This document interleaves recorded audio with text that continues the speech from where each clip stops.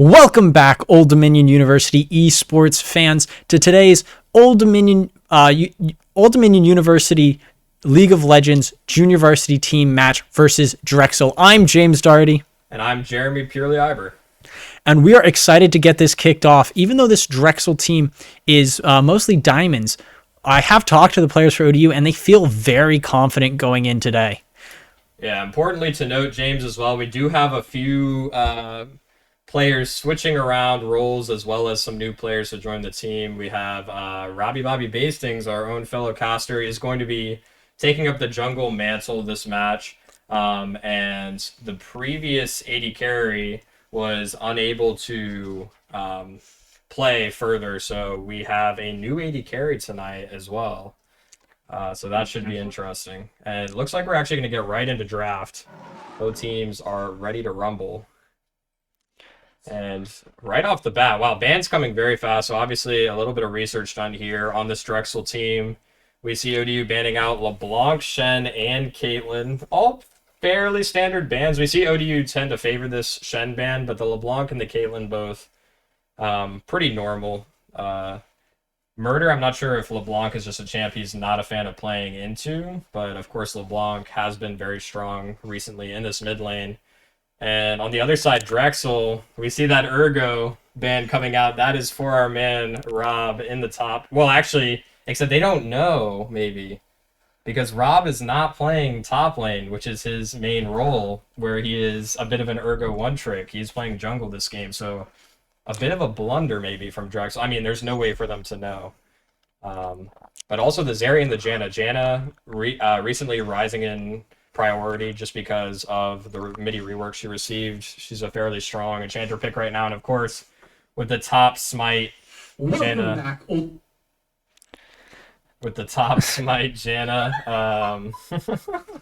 sorry if your ears just got blown out a little bit there.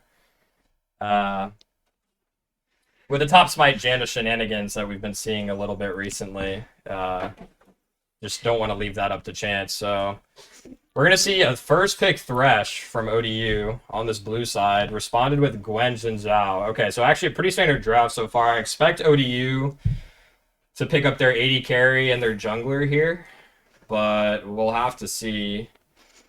In the most recent patch, the jungle priority has fallen a little bit. It seems that there's not as much focus on it to pick it up early, and actually we're going to see a Garen hover. I don't believe it's been locked in yet. Okay, they do lock it in. All right, so Garen locked in the top lane. Or, well, actually, I'm just assuming it's in the top lane. I guess it could be flexed elsewhere, but I would be very surprised if that was the case. We'll have to see if they choose to pick their AD carry here. Actually, Garen, I would imagine, probably a decent matchup into the Gwen, just because of how he can sort of stick onto her, which makes her immunity, her W immunity, not as effective. And Trundle. Okay, so I actually do like the Trundle quite a bit here into Jin Zhao. It's fairly effective. And Aphelios being hovered right now for Drexel. Now, this Aphelios pick can be punished a little bit here. So ODU, most likely in their second ban phase, should probably target some of these supports that can keep Aphelios safe. Obviously, they've already picked up the Thresh for themselves, which is one of the priorities to lane with Aphelios. So we might see Leona and Nautilus are both strong support picks if they're looking for some engage here for Drexel. But if you want to eliminate some of the safer picks as well, I don't think we'll see anything like a Braum ban or anything like that. It wouldn't make a lot of sense in terms of their team composition, but if they can punish this Aphelios early on without, he won't be with his Thresh, they might actually look to ban some enchanters as well. Aphelios has been played with things like Karma and Lulu. Of course, you can take PTA on Aphelios to sort of dominate the laning phase. Okay, we're going to see a Veigar ban from ODU. That's quite curious. Of course, Veigar is very good against Garen and Trundle, of course, trying to chase down the enemy team. His cage can put a stop to that very quickly. And we're going to see a very swift Victor Corki ban from Drexel. no surprises there. Victor and Corky, both very high priority mid laners right now. We've actually already seen Murder pick up the Victor at least once, maybe even twice in the previous couple of games. So no surprises there. And Corky, of course, still, even after his nerf on the most recent patch, still extremely, extremely strong. Oh, actually an Ari ban from ODU to finish out the bans here. A little bit strange. I mean, I sort of understand the thought process. Ari is going to be very hard to nail down with the increased mobility that she's gotten in her most recent mini rework as well. So we're going to see a Karma hover here from Drexel. And I think this is probably the way to go since the Thresh has been taken away from Drexel to sort of just play very aggressive on the spot side of the map. But we'll have to see how ODU chooses to respond. And I really think the man on screen right now, this new AD carry player for ODU JV, is really going to have to step up tonight. I like the Jinx. I think it's just the safest pick here. Still very strong. And has a decent lane into Aphelios as well. Might struggle a little bit more with this Karma, who's known to be a very dominant laner. Oh, the Katarina hover from ODU. This is Murder's signature. And I'm a little bit nervous about this cat pick because if Murder's unable to get an early advantage, you know, this Katarina is going to fall off pretty hard and can be punished pretty hard by Drexel here. They saved their counter pick for their mid laner. Oh, the last second pivot into the Vex. Okay, this is a lot more stable. Yeah, this is a lot more stable than the Katarina, so it is a bit more boring. I'm sure Murder, you know, groaning over there on the stage right now about having to be on Vex duty, but this does round out their team comp a lot better. Pretty standard front to back here from ODU. Of course, Vex is a bit of a hybrid, though. She functions a little bit like, you know, a traditional mage in the mid lane, but also with her ultimate has a bit of that like assassin capability as well, where if she can hit her R, she can follow it up into a big, you know, multi-man fear and really open up a team fight. So we'll have to see. I mean, both these drafts pretty interesting. Nothing too far out here. The Garen is something I'll be interested to see. You know, in theory, it makes sense against Gwen, but I'm not a top expert, so I'm not 100% sure how that lane will play out. We'll have to see. But in terms of the rest of the draft, pretty standard stuff. I am most knowledgeable about this bot matchup as I've played it quite a few times myself. So that is where I will be most interested to look into this game. And like I said, I think it will really come down to these two bot lanes. I mean, we saw, like we were talking about a little bit in the pregame, that Drexel is mostly diamonds, which is on average probably a little bit higher than this ODU JV team. So they're definitely going to have players step up on ODU's side to get these advantages in the early game. I really don't think you win the scaling battle here if you're ODU. I mean, both teams are fairly evenly matched, but with Gwen just being that X factor, you know, once Gwen gets late in this top lane, she's not really going to be able to match by anyone. And of course, Aphelios and Orianna, also very good late game scalers. Jinx and Vex scaled decent, but I just think at the end of the day, pound for pound, when we get past, you know, 25, 30 minutes, it's going to be all Drexel from there. So ODU will definitely have to look to make these early plays. And a strong point for ODU that we've mentioned the past couple of weeks is Dreamstand in the support role on the Thresh. He looked absolutely phenomenal the last time he played this pick. I can't remember exactly which team, like what school they played against, but he looked really, really strong on it, and is very good at getting, you know, around the map and making pressure in these other lanes, not just staying in the bot lane. So we'll have to see if he's able to do that in this game as well. And hopefully Dish as well will be comfortable to play, you know, a safe lane and lane without him. So how would you say that the matchups on both sides, how do you think ODU should go forward with their plan? What should their strategy be to defeat Drexel? So I would expect, like I was saying, with the Karma pickup for the support of Drexel, I would expect them to play pretty aggressive on this bot side. I expect a PTA out of Aphelios here and them to pilot the lane very aggressively. So I think if you're ODU here, you actually want to sort of stay away from bot lane. For the most part, it's going to be very hard early on to win these 2v2s or 3v3s. So I think with this Vex, with her extra mobility that she has, and the pushing power as well that she has, Orianna has push, I think, early on in this lane, but I think post 6, Vex starts to get, once she gets a couple, like, you know, a lost chapter or even an item under her belt, her pushing power becomes very, very strong.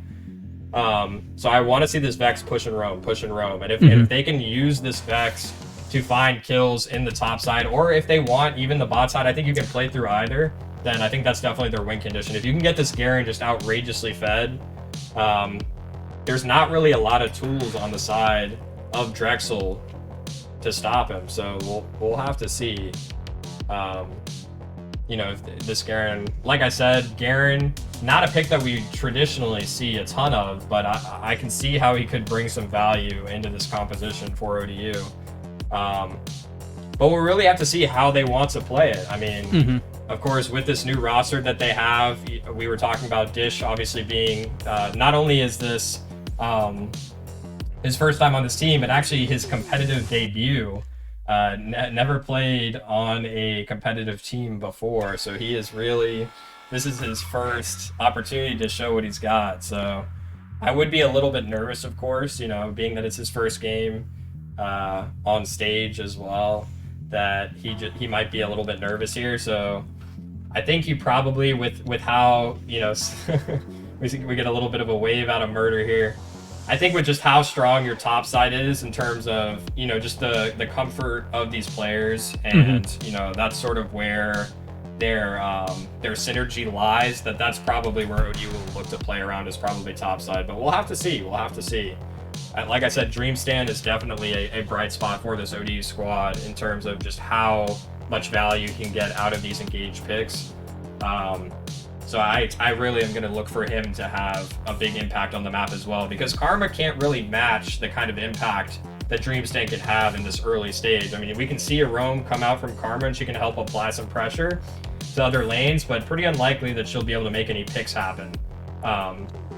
Unlike Thresh, who has a lot more, you know, engaging power. So we will have to see. And that is going to be the draft. Of course, we already saw it in Pro Draft, but that is going to be everything finalized for ODU and Drexel. We had no mishaps, so now we're just going to have to wait a little bit here for the spectator delay before we get in the game.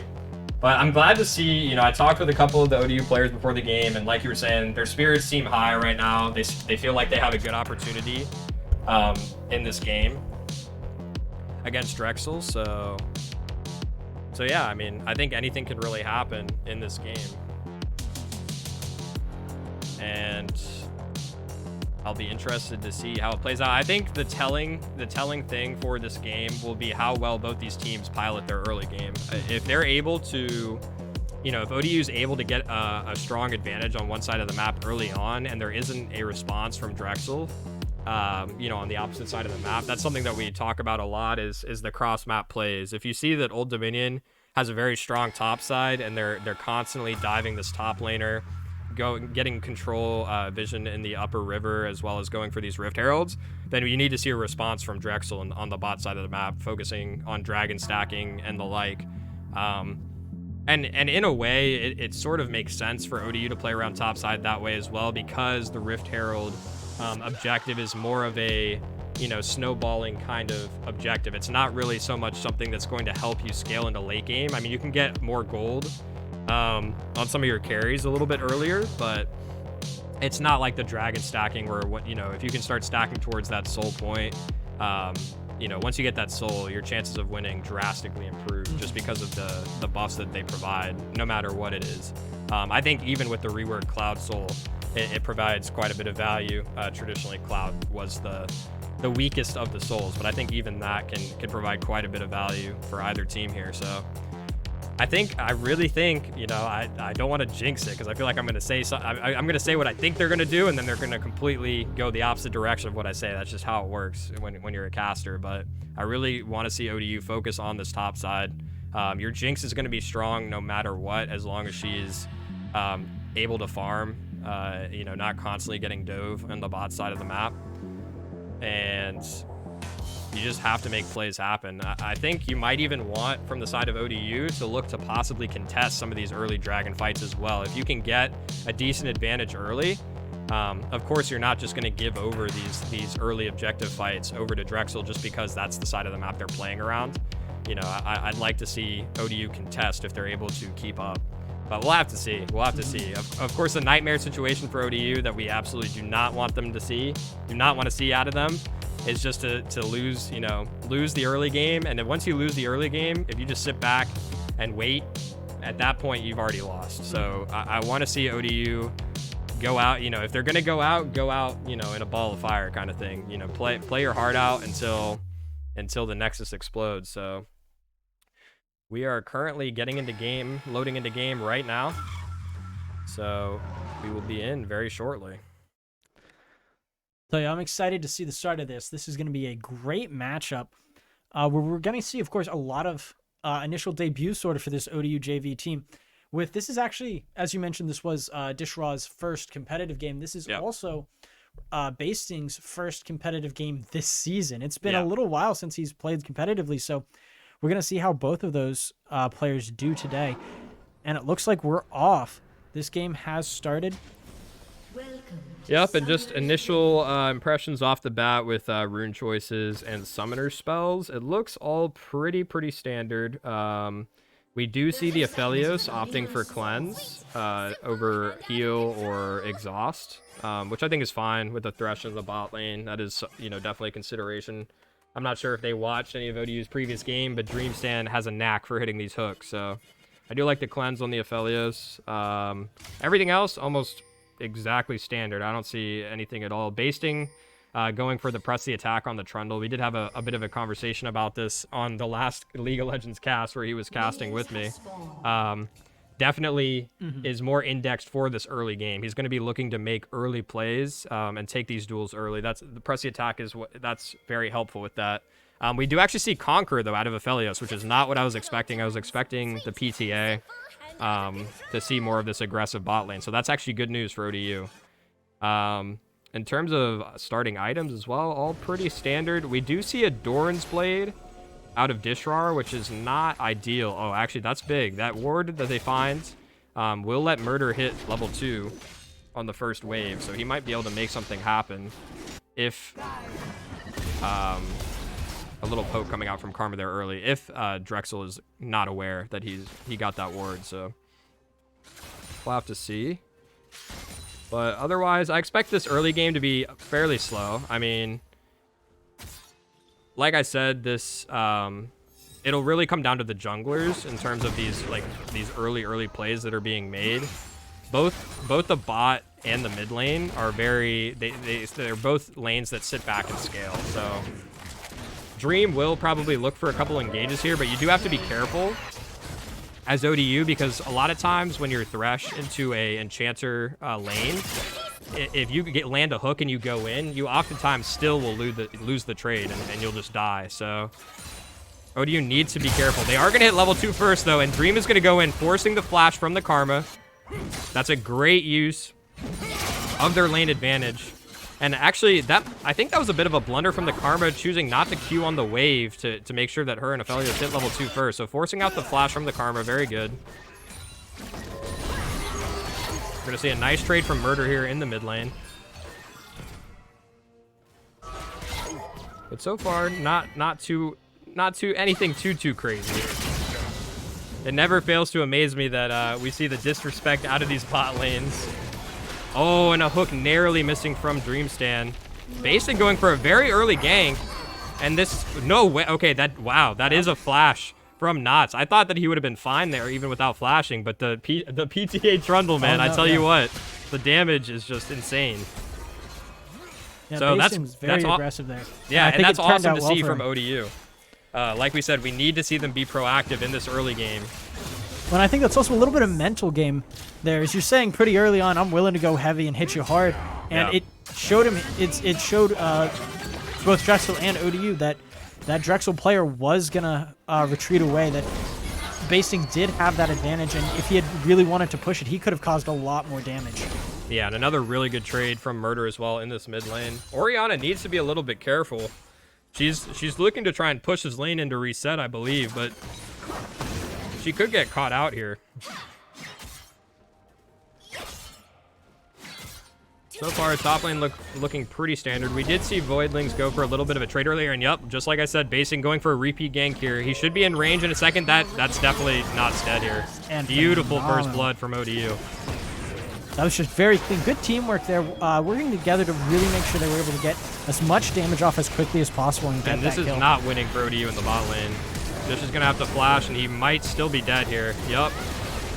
Oh, but that is going to be one back. Okay, so it's not completely lost here. Dream? Okay, he ends up getting rooted up, unable to retreat. Basing immediately looking for a top play here. But they do not win this, underestimating the sustain from the Gwen, even at this level 1. She is so powerful. And that should be Voidlings going down here. No way he gets out. Oh! Actually, a bit of a blunder there. Well, the Gwen and Xin were both, oh, actually Xin was not that low, but Gwen was fairly low on that play, so she could not have tanked the turret. But I think Xin might have been able to allow Gwen to get that kill. Just waited for her E to come back up. Very short cooldown. She could have dashed for that. So actually, that's huge that Voidlings is able to get out alive there, and Voidlings, like Basings has been preaching the last 3 games that we've casted, going for that Bramble Vest first. That's going to definitely help cut some of the sustain from the Gwen, which we were talking about in previous games, that top laners were not taking Bramble Vest early against these lanes where the healing reduction is very helpful. Yeah, and after that, so luckily Aphelios did go down to the Thresh, but because the gold went onto the Thresh, this Jinx is now going to be pretty far behind here. Both mid laners hitting 6.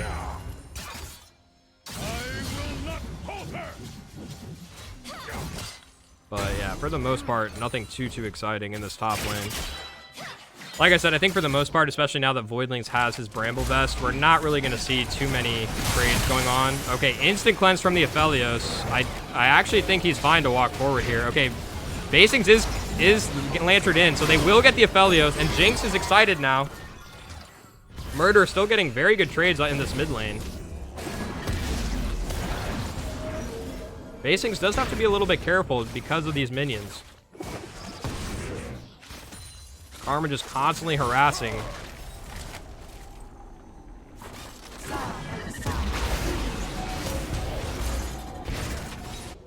Okay. Playing with fire a little bit there in the bot lane, but I think both teams will just walk away. You can see Basing really wants to turn this, but it's just a little risky. He's not sure how close the Aphelios is here. And especially with Dishra's health being so low there, Yeah. makes you not really want to push a fight that could turn out into being a very long fight very fast. Yeah.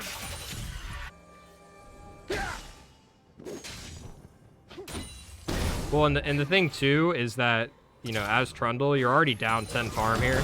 Oh, and we're going to see an all-in in the mid lane from Murder. Wow, that damage was quite impressive from Murder. Just assassinates Knots in the mid lane there. And that's a really good solo kill. This mid lane might be an area of strength that ODU can play around. Yeah, you can see that because of how much time Basing spent on that bottom lane, his jungle has already been invaded, and his blue is taken. Drexel setting up some deep vision. So now Basing is going to have to retake his top side here. Garen getting pushed in as well makes it a little bit difficult. You got to be careful about just walking to this river here when you have no vision, because until Xin shows on the map, you really don't know. Gwen can just walk in. Basing is going to look for a gank here, though. The Gwen might be caught up too far, but he actually pillars too early. And Voidling's coming up to support him there. A lot of damage coming out. That was phenomenal. Yeah, really nice play from ODU. The patience there, too, from the execute from Garen. Very smart. I was a little bit worried there. The Ignite actually helping cut some of the Gwen sustain as well from her ultimate was big. Because the R healing is just insane from this champion. So that's a big pickup from ODU. That'll lessen some of this pressure in the top lane. You do have to be careful about this Aphelios, though. 2-2-1. He is pretty strong. Up about 15 CS here. And we've seen Aphelios' take over games before if they are not dealt with. So we'll have to see what ODU's plan is here. Forgot to mention, just because of the action happening in the top lane, the first dragon was taken by Drexel. A bit of a late first dragon, considering the priority they've had in this bot lane, but I think they were just waiting for Basings to go for a play in the top side, just to confirm they do not have to worry about anyone coming in to ruin their party at the dragon. So they will take up this first Cloud Drake, and because that first Drake is Cloud, you know, it's impossible for that to be the soul. So no matter what soul it is, it will have high impact here for Drexel. And that they're going to look to try and stack all 4 of these dragons here, just because they are the later game scaling team comp. If ODU continues to look for these plays on the top side of the map, like I said, I think they really should try and get this early Rift Herald if they can.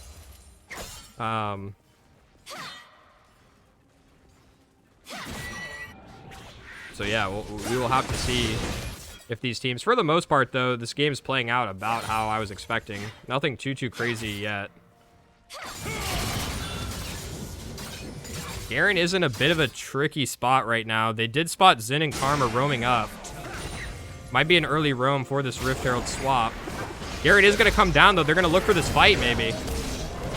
And it looks like that fight is going off a 3v3 now. Both sides coming out to fight. But super lazy on the side of Drexel goes down to murder. Yeah, and unfortunately, that W from the Gwen just slightly not timing out quick enough, but the fight is still going the way of ODU. Big shockwave from Orianna. But actually, Dream with the beautiful play. And I'm not sure if his hook is coming up. And Knots oh, is Murder just missing the Q. Very close to another kill on both Knots and Creed for ODU. And Basing goes down. But it... Double kill for the Garen. That is huge. Yeah, that I believe was a 4-for-1 fight. I'd say that was a very solid trade for ODU. Yeah.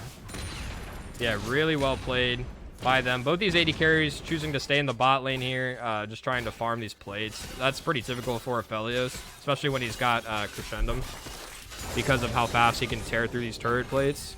But that should be... Okay, actually, ODU not going for the Rift Herald, because Bastings did go down in that fight. He was the one to drop for ODU. Oh, Aphelios actually looking like he fancied himself maybe a little bit. Not. Oh, yeah, he's going for the dive. And actually, Dishrar's going to kill him. That's a solo kill in the bot lane. That was a huge overstep from Aphelios. Limit testing a little bit too much there. Dish in a bit of a rough spot, though. Yeah, he should go down here. Gonna get taken down. Yeah. And that is unfortunate.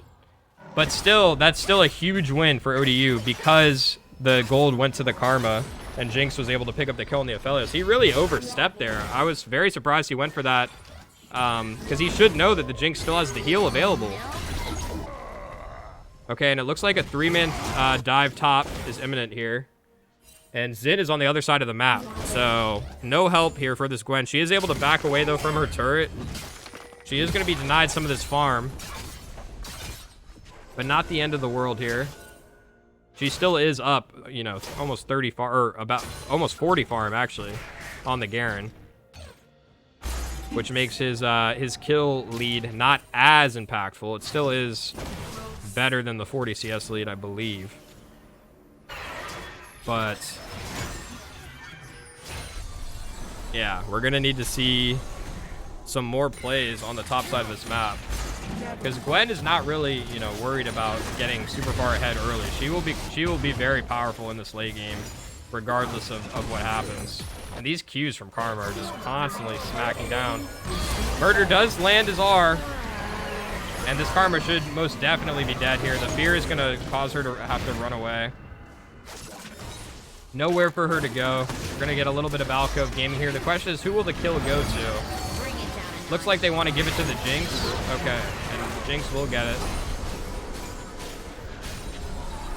Yeah, so you saw there that they held on to the Karma there, knowing that she can't do any meaningful damage with how the health bars were on ODU, because they wanted to get the kill over the Jinx. And it looks like ODU will steal the second dragon away. So this is actually big for ODU. Like we were saying, you can slow this dragon stacking from the side of Drexel. That's going to be really good for them. And they do have the lead. Okay, they're actually down in gold, which is mainly because of the CS differential across the board. Actually, all 3 lanes, actually everywhere, losing in CS. All 3 lanes and the jungle down in CS here. So still the gold advantage for Drexel, but it is oh so close. Only about 600 gold between them. And of course, the 5 kill advantage for ODU. Oh, we're going to see a shockwave from the Orianna, and I think Murder is dead here. Oh, wow, but that damage and the turret shot. Oh, the Orianna is just going to get away with her life there. I think the shield from the Karma might have aided him, and this is not the fight you want to take. But Dreamstand sacrifices himself in order to get Dish another kill. Some back things here, but the Karma does not beat Jinx at this point in the game, so I'm not sure what they were too worried about. They might have spotted the Karma and were a little bit worried about who else could be coming down. So it's fine. Fine for Dish to back up there just to play it safe. Was able to get his 1 kill, so it's looking a little bit better in this bot lane. Both 80 carries at about 1.5 items here. Both going for the Gale Force, which you love to see. I think this is definitely not a game for a Kraken Slayer Jinx, so I'm glad that he did not go for that. But for the most part, everything else pretty standard.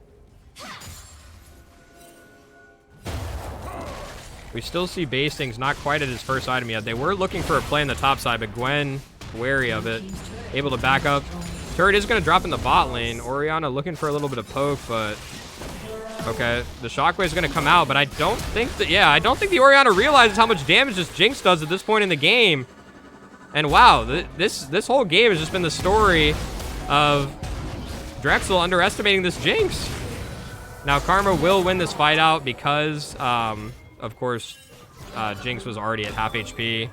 Oh, and Murder's ult just going to go slightly wide. Karma should be out of here, no problem. But they are going to chase. Oh, Dreamstand is coming down. And they should focus this Aphelios first here because he is the main threat. They are going to shut him down immediately. Dreamstand is low, though, and Gwen is teleported in. This is a big fight. Basing's now caught out, and wow, just gets shredded by the Gwen. And she's popped her Ghost as well, so incredibly fast. But the Fear is going to allow Murder to escape here. So in the end, it's going to be a 1-for-1 in the bot lane. Well, Jinx did drop initially, but that was after he had already killed Orianna. So I guess technically a 2-for-2 on that fight.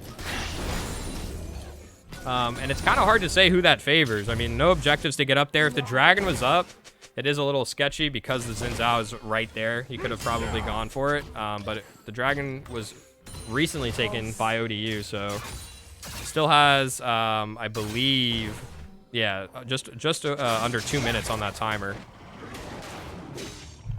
So we'll have to see if ODU, they did get their back off first, I believe, but Dream currently in the mid lane, making sure Dish does not get caught out too far. So it looks like Creed on this Karma will have the first opportunity to set up vision for this dragon fight.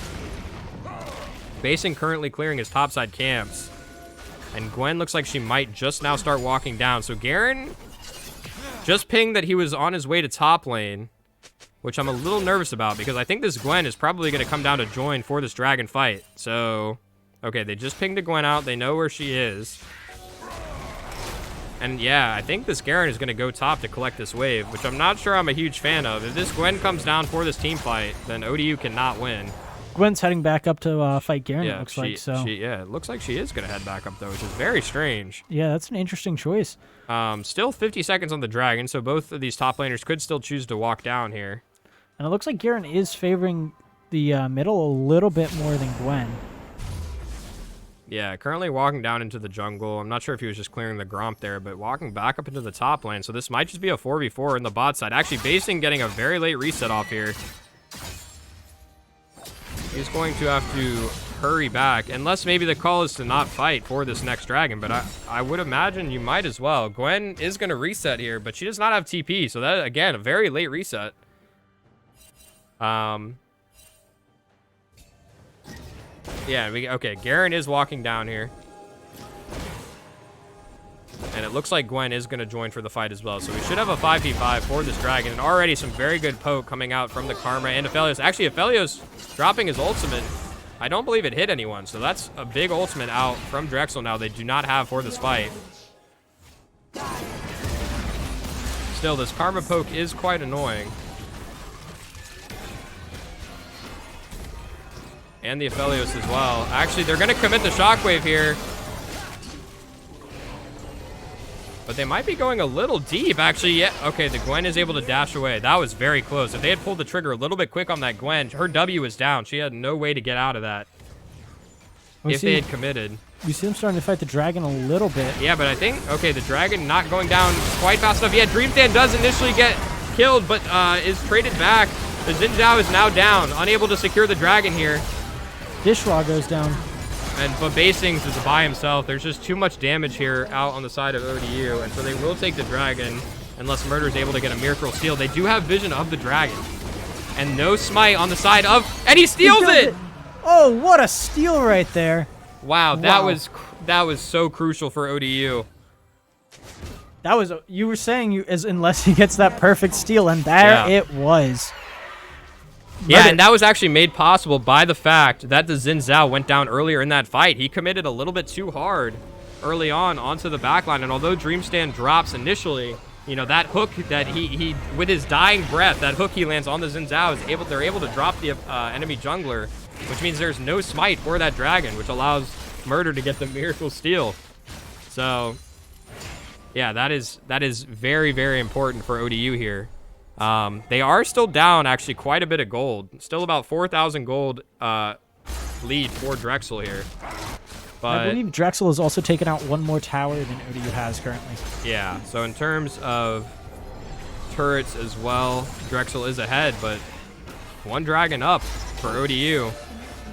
If they're able to get this soul, that might balance out some of the mismatch scaling on the side of Drexel here. But we'll have to see. It really just comes down to how well both these teams will play. You know, regardless of the scaling and all the things we talked about at the beginning, before the game started, if ODU just out-executes in these fights, then it won't matter. So we'll have to see. That last fight at the Dragon did not look too good for ODU. And currently collapsing on Voidlings here in the top lane. But Basics is here to respond. I don't think they should continue to walk forward here, but Murder's actually already TP'd in. The Xin Zhao is going to have to pop Winds Becomes Lightning, and Gwen has TP'd in as well. This is a full 5v5 party in the top lane. And wow, the damage from Drexel is insane. Actually, Trade's going back, though, and Jinx is still up. But this Aphelios is very scary with his red-white weapon. Just Gale forcing forward, not afraid of anything, and he finds 3, I believe, in that fight. Only Basing's left alive, and they're going to turn to the Baron here. And that is Drexel able to get up on that kill differential, putting them up 18 to 16. That was a big fight there to go the way of Drexel. Yeah, and this Baron is going to start to spell disaster here for ODU. Often the first Baron, you know, is very telling to how the rest of the game will go, just because of how, you know, how it's able to snowball into the rest of these games, or into the rest of this game. We're gonna see Drexel most likely, because they were able to keep 4 members alive here. The Aphelios not even backing, choosing to push out the mid wave before he does so. We're probably gonna see a bit of a split here. Well, actually, the first turret, the tier 1 turret on the top lane is not fallen yet, so Gwen might go top here to try and finish that turret off. Actually, we see, very strangely enough, we see Drexel still splitting across the map here. Orianna currently down in the bot lane, Gwen in the top. And we're going to see Aphelios and Karma just sort of take residence up here in the mid lane. So maybe Drexel not looking to push super hard yet for the base. Probably just looking to cut down a couple of these outer towers before they start their siege. Oh, we might see an all-in from Gwen. Okay. Good for Murder to sit, you know, far enough back to where he doesn't have to be too worried about the Gwen jumping on him.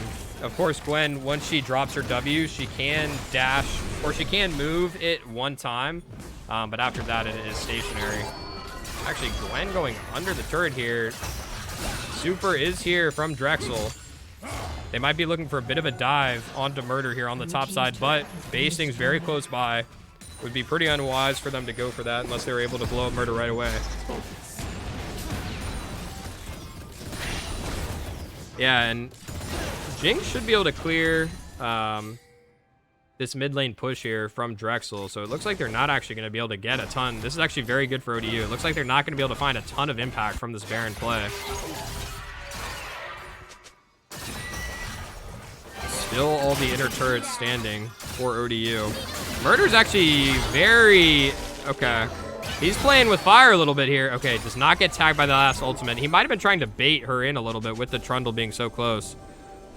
But I believe the Gwen now knows that Bastings was incredibly close because he dropped his frozen terrain, so... Yeah, we're gonna have a bit of a lull state here. Shouldn't see too much action until this next dragon, which actually, as I say that, is coming up right now. And Murder is still on this top side of the map with no teleporter up, so he's not going to be here. I think ODU just has to give this dragon up. They're way too late for this rotation. Maybe, you know, caught a little unaware. Yeah, like I was. I don't think anybody was quite expecting that. Well, anybody except for some of the Drexel players were quite expecting that dragon that early. Yeah, and it's a bit unfortunate, too, because we saw Voidlings pushing out that bot lane pretty hard. They could have looked to make something happen here, but just too late to this dragon. So the dragons are going to be even now. 2-2 for ODU and Drexel. But if you look right now at the map, you can see just the vision control that Drexel has, especially towards this bottom side of the map. Very dark for ODU. And of course, they can't really walk in to start clearing any of this vision because of how hard they're being pushed in this mid lane and this bot lane. Orianna going to clear out the one control ward on the red side of the jungle for ODU. And we're going to see these camps be taken by Drexel. This is the beginning of the slow suffocation. And actually, they're just going to go onto Rar here. But he is able to Gale Force out, and a cross-map play happening for ODU. They're going to go on this Gwen. She does stopwatch to buy a few more seconds, and actually she does dash over to the alcove, but double ward coming down from ODU, and the execute from Voidlings. So that's a great play, and because this Jinx and this Vex are on the bot side with no more Baron Duff minions from Drexel, they're not going to be able to find much in the way of pushing for these inner turrets because of the wave clear from this Vex and this Jinx. So really good play. You know, like I said, you don't want to just sit on your hands here as ODU. You have to try and make proactive plays to get back into the game here. Because if you just sit back and wait, you're going to lose. There's no amount of scaling that you can do as ODU with this composition that they're playing against Drexel here. That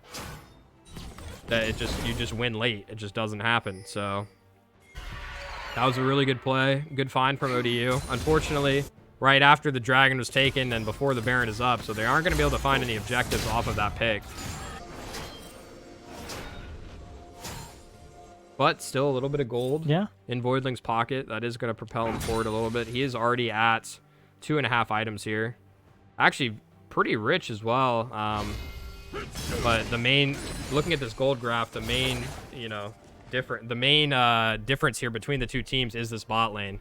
Aphelios up almost 4,000 gold on this Jinx. And of course, once we get to this late game as well, these AD carries are going to have quite a bit of impact. Early on, not as powerful, but once you get to this point in the game, post 25 minutes, this is when they start to get very scary. I would imagine, once we go back to these items here, that if Aphelios is not quite on Infinity yet, she's very close to it. And it will be his 4th item. Already with the Bloodthirster as well. We see Voidlings.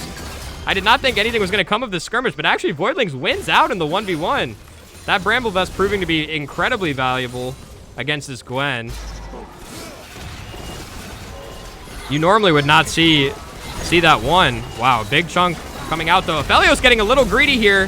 He has to use his flash, but a huge shockwave from the side of Orianna is going to spell disaster for ODU. That is going to be both the mid laner and the bot laner drop from ODU, and now Drexel can really look to push into the base here with no wave clear really on the side of ODU. They might even look for more kills here. Xin going very deep. Doesn't have anything really to worry about because he knows he has his team very close behind. You can see how much damage this Aphelios does. He's got his red and white weapons, which are incredibly, incredibly good for the members that are left up on ODU here. They might even look for an end here, James. I think that's what it's looking like. I mean, they took out that inhibitor just a second ago, and they're definitely pushing pretty hard. Okay, they are going to back back off. Wow, basings, though. Almost dropping. Actually, I think that if Aphelios had Collector as one of his items, basings might have gone down there. It was getting very close to a lose situation quickly for ODU. Yeah, but they are going to hop straight onto this Baron. And Aphelios, luckily his white weapon is running out, so it won't go down quite as fast, but still, you can see this Baron is just getting absolutely shredded. The Gwen also very good at DPS on this Baron. And that will be 5 Baroned up members for the side of Drexel. And now with this top tower, this top inhibitor broken as well, Drexel can really start to apply the pressure here. You know, they can have Gwen sit in the bot lane on the side lane, although we did see her lose out in the 1v1 against the Garen, so maybe it might take more than one member on this bot side of the map. Maybe ODU can find a play, make a play happen here. But we'll most likely see them push this mid and this bot lane all the way to the inner turrets here, start to siege even more into ODU's base. Currently just clearing out a little bit of this vision. Oh, and going for this third dragon, of course. I don't think ODU is going to be able to contest this. They just have no control at all on this bottom side of the jungle. They did try to set up a little bit of vision, but just they really don't have the power to fight right now into this Drexel team. They need to look for plays that they can make where they have the clear advantage, where it's, you know, a 3v2, 3v1 even. Or a 2v1, because you're not going to be able to win in the even fight here. And actually, that's going to be Jinx's flash blown from the side of ODU. Great pillar, but the Everfrost coming out a little late from Murder means that they're not going to be able to lock down that Orianna. And it looks like that turret is going to go down. Yeah, and the scary thing, too, about that is that the flash, of course, for Dishrar, a 5-minute cooldown, whereas Orianna Shockwave is literally just 30 seconds at this point in the game.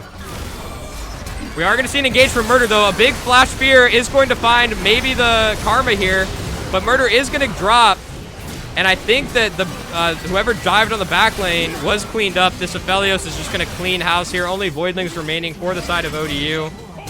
And he will not be able to do anything at this point. They're even going to dive under the turrets for him. He does manage to find one more for ODU.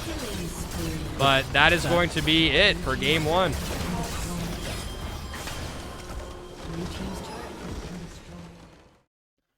Wow. I mean, we could certainly see it. It seemed like at the start, ODU was doing, doing pretty decently to at least keep up with Drexel there and to make it a little bit more even. But then we saw Drexel was just able to start stacking those Barons and picking up more and more dragons. And it just ultimately came down at that end. You saw it was, as soon as they had that advantage, they were able to push all the way through and get that win in, basically 30 seconds from the first kill and finish out this game. Yeah, and I like the idea from ODU, and I'm glad that they did not give up even after they slowly were put further and further behind. I'm glad that they still were looking to make those proactive plays. But the hard part, for them is just how are you ever going to get onto this Aphelios or onto this Orianna? You might not have the same kind of safety that the Thresh provides for the Jinx on ODU, but, Trundle and Garen just run at you.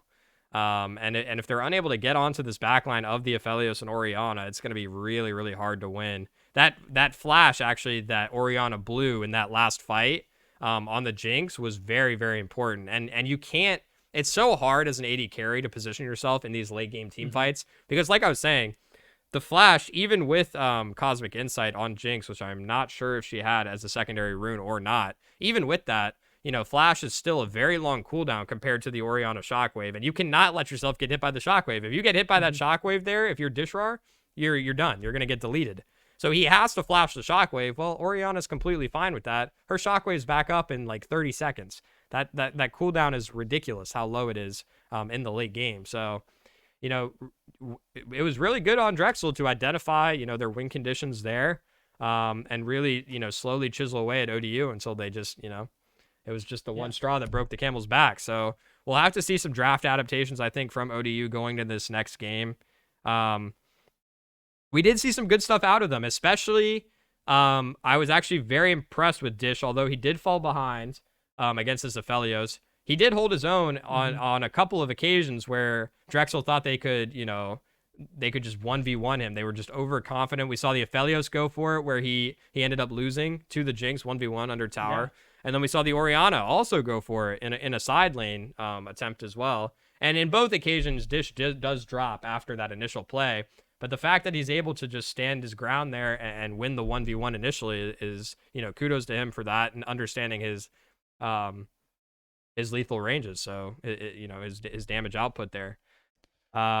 But yeah, I think we will need to see a draft adaptation from the side of ODU. You could even look to try and target ban a couple of these champs on the side of Drexel. I understand that, you know, sometimes you want to favor banning champions that might be good into your draft, but, you know, do we know if Knots has a Veigar in his champ pool?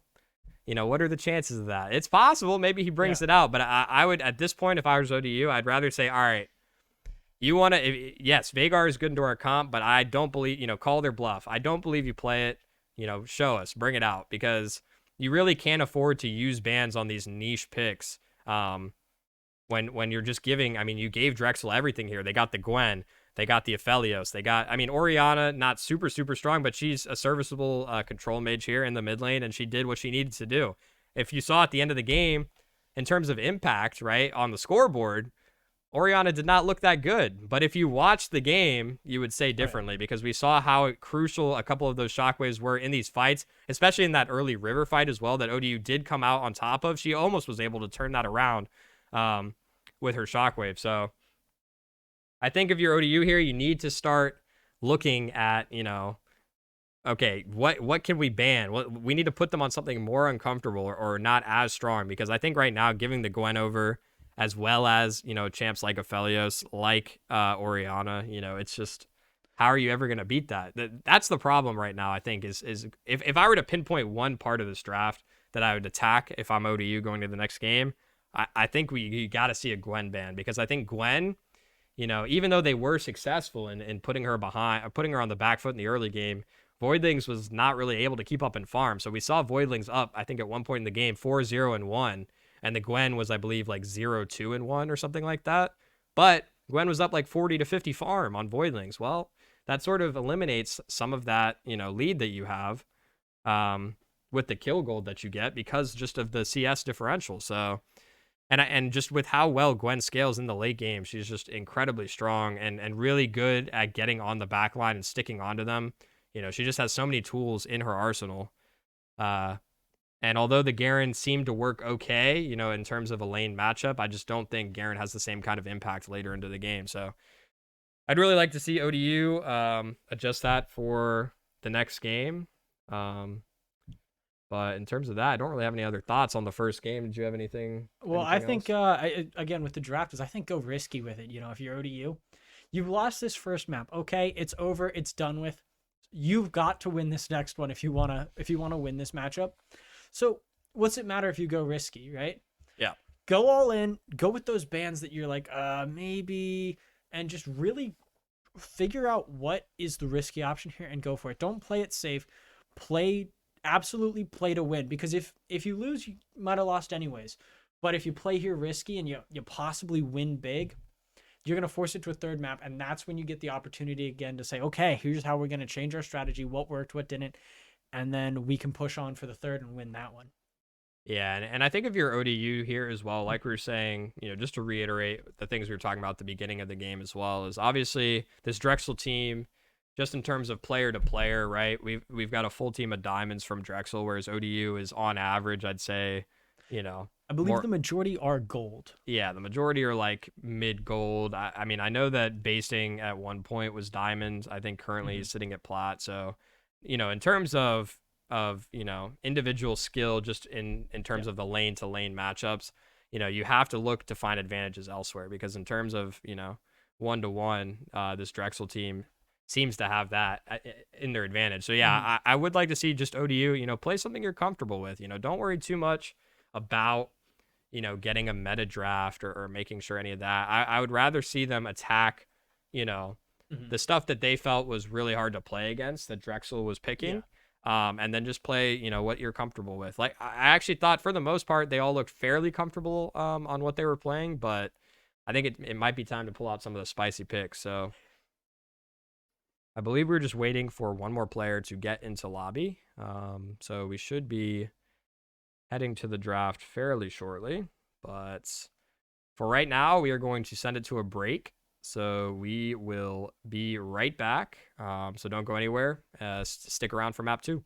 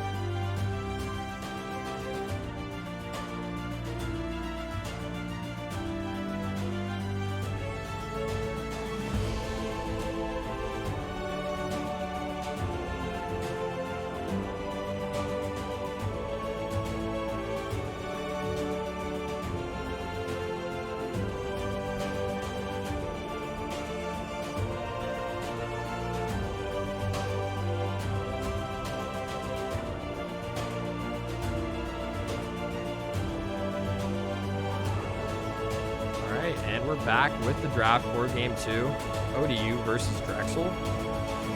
If you just got here, if you missed the first map, Drexel was able to beat ODU, so they are currently up 1-0. So we're looking to see ODU bounce back here with a bit of a draft adaptation, hopefully. But so far, we're going to see pretty much the same bans. I mean, I say that we're only one ban in. Currently, the Caitlyn being covered from ODU, if they do lock that in.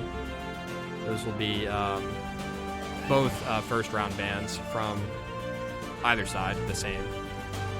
So, but actually we're going to shift to the Karma ban. Okay, so that is something that Drexel did play in the previous game. Was definitely used effectively from Drexel, I felt like anyways. They used the Karma to bully lane quite hard, and actually the Karma was often the one that was able to trade back kills or at least pressure the lane if the Aphelios went down. And it looks like Drexel is locking in that Thresh ban, which is interesting. Because I believe earlier you said that that was something that they might have been looking at before ODU was able to draft it. So yeah, they certainly feel that it is worth the loss to their own possible strategy to ensure that ODU does not get that Thresh back on the field. Yeah, so something that is important to note is they have swapped sides for this game too. So Drexel is now in the blue, ODU is now in the red, which means that Drexel gets the first pick.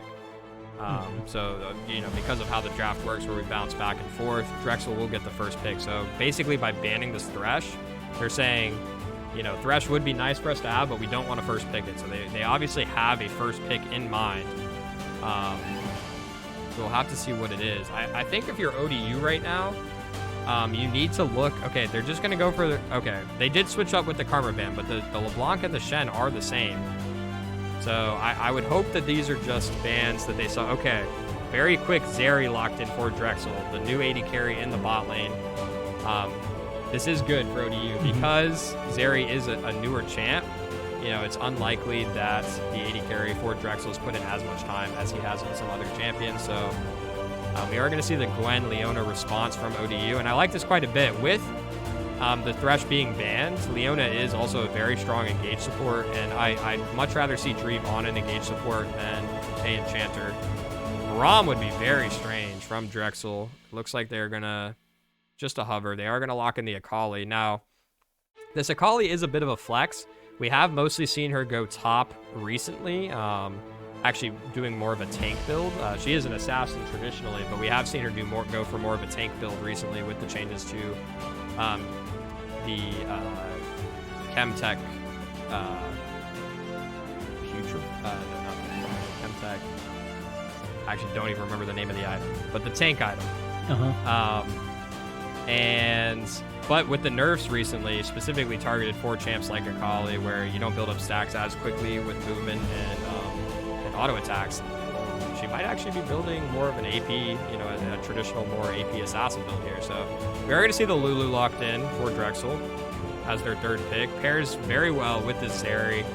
Zeri is going to be quite a hyper carry late in this game and works very well with enchanters because of how she interacts with shields, which Lulu can, of course, provide her, and, of course, keep her alive with her ultimate as well.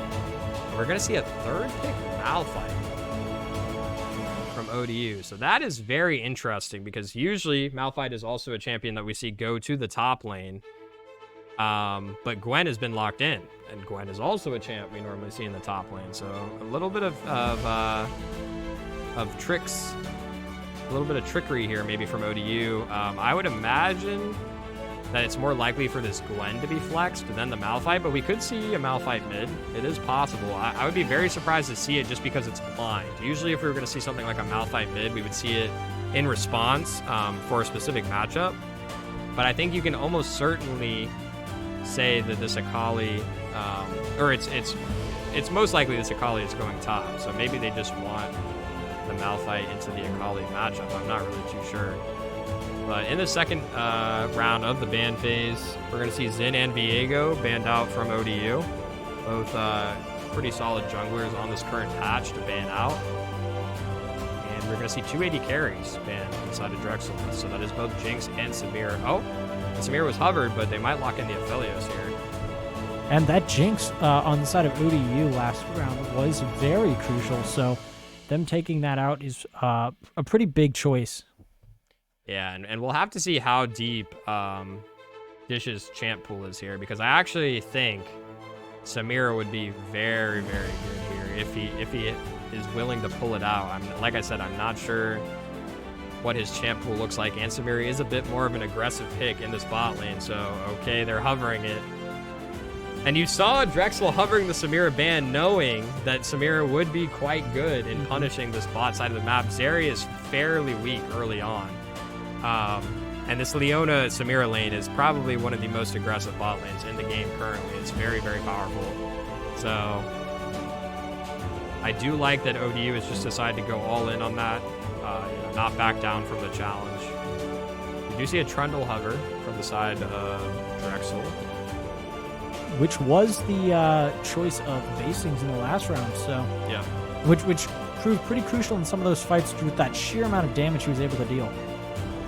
So currently, my line of thought here is that for ODU, just with their draft, because like I said, it still is a bit up in the air here until they lock in this final pick. I would imagine this Malphite is going to go top. Okay, wow, this is very interesting. Okay, so the Renekton gets locked in for Drexel's 5th pick, which means that I think they're just trying to match wherever they think ODU is going to send specific champions. So, okay, so this Victor, if it is locked in, will most definitely be in the mid lane, which means that Malphite is going top and Gwen is actually being flexed to the jungle, which which means our boy Basings will be on this Gwen. It looks like... Okay, the Victor is going to get locked in. Okay, so these are actually two very interesting drafts from both teams. And actually, for once, I don't really know whose draft I favor. I mean, in terms of late game scaling, it's hard to not favor ODU just because, again, they have the Gwen. This Gwen is so incredibly hard in terms of value late game to outscale for the top lane right now. I mean, the Renekton, I believe they want the Renekton into the Gwen and the Akali into the Malphite. So I'm not sure how they're going to do that because, of course... Well, actually, they should know now that the Gwen is going jungle, I believe. So they can deduce that this Malphite's going to go top and the Victor's going to go mid, which means most likely the Malphite will be going... which means most likely that the Renekton will be going mid and the Akali will be going top. Would be my guess, but we'll just have to wait and see. And of course, going through the in-game banning Yes. and drafting, which we've already seen. So Yeah. This is, of course, just a formality. We see the draft on Pro Draft just to make sure that everyone's able to pick their champions. Of course, we do not have League unlocked for the JV team, so that means that they use Pro Draft in order to, make sure that everything goes smoothly, and then they just go into the client and draft as it was done in the Pro Draft. So everything should stay the same, but of course we will at the end of this draft phase find out exactly where everything is going, in terms of lane assignments. So currently, Soul Sniper with Teleport and Ghost, which is going to switch over to the Ignite. So that almost definitely confirms that this Akali is going in the top lane. Akali not taking Flash as much recently, just because she has a lot of mobility with her E and her R, so she doesn't make as much use out of Flash as other champions. So this will be a mid lane Renekton, and early on Renekton does have a bit of sustained power. He does heal. He can heal off of the wave and off champions with his Q. But I think if Murder takes, aggressive early game runes here, he can really push this Renekton under turret here and put him on the back foot. So I have to give the advantage to ODU in this draft. And of course, I do really want to see them push it to a game 3. Gotta root for the home team. well, I gotta tell you, I give the advantage to ODU solely because we can see just how hard Murder is jamming out right now. He's got his headphones on and he is definitely moving with the beat. So he has that much confidence going into the start of this game with that music blaring. I have a feeling he's going to do well. Yeah. And this is a really exciting game too, for our viewers, because look at these drafts, man. What's not exciting to watch about Akali and Samira? We're going to get some real, last game was a little bit more standard, meta kind of compositions we've been seeing as of late, but we get to see some Zeri this game. I almost forgot. How can I forget about Zeri? We're gonna get to see some Zeri. We're gonna get to see some Samira. These two bot lanes are incredibly volatile, so I'm gonna definitely be looking to see a lot of the action happening in bot lane this game, because Akali and Malphite both are very, in the top lane, are probably just going to be farming. Akali very weak early on, and Malphite more of a functions more of a tank in this composition. He could build AP and go for the one-shot Malphite AP, build, but I'd say that's pretty unlikely. More likely to see a tank Malphite this game. So top lane will be pretty laid back, and like I said, Knots might have a bit of a difficult time.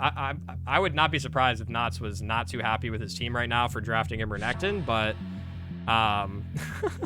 because that does not really feel like the pick this game, especially into a Victor, because they picked a blind as well. That's the strangest part. I think their thought process was that this Gwen was going to be top and that the Malphite was going mid, and they were just thinking two-dimensionally like that, so that they were drafting the Renekton specifically into this Gwen matchup.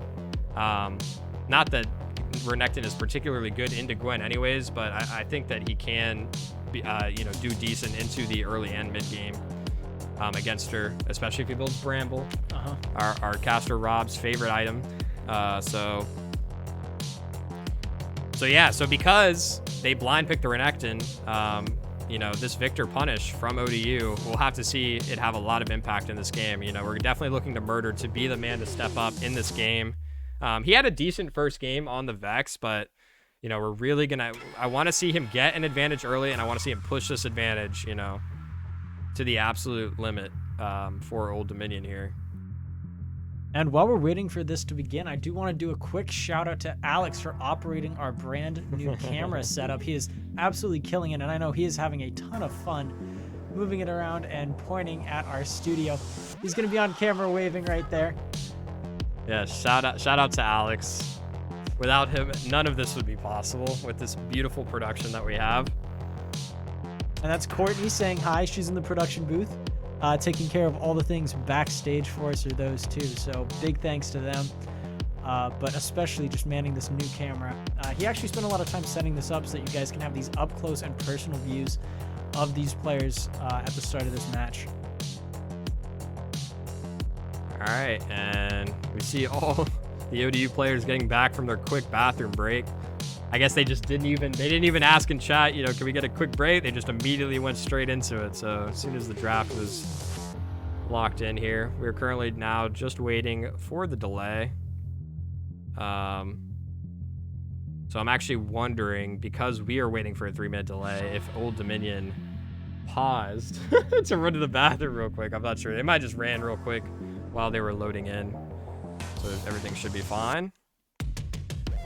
It looks like it might be a pause, just judging by how casual they're Yeah, acting it right looks like now. they're not like in game yet, so we might have a pause as soon as we get in the game. We'll have to see. But back to these drafts real quick. I'm really not sure how this game is going to play out. That I will say, like I said, bot lane, I'm an AD carry main. Bot lane is my specialty here, but I could not tell you about this matchup at all because Zeri, our lovely green-haired girl for the side of Drexel, is the newest champ to the game. She only just got released a couple weeks ago, and so it's still a bit of a mystery for this champ. You know, we've been seeing her pop up in varying degrees of popularity in professional play and tier 2 play. So we've seen her have good games, we've seen her have bad games, and we will have to see. There isn't a whole lot. So one thing that is good, so Zeri, part of her passive, I believe, is she can also steal shields from the enemy opponent, which helps charge her passive up a little bit. So the only shields really on the side of ODU are Victor's shield that he gets shortly after he gets his initial proc of his Q, and then Malphite also gets a passive shield as well. But other than the Malphite shield, I mean, the Victor shield is not something that's, you know, he's gonna have up all the time. So I think for the most part, she doesn't have too much value to get out of stealing shields. It's not like, you know, ODU is playing an enchanter that's constantly going to be putting shields on their players. So yeah, we are going to have a brief pause here. We did just get into game, but a quick pause. I'm assuming for the side of ODU. It could have also been, you know, a technical issue on the side of Drexel, so they asked for a quick pause.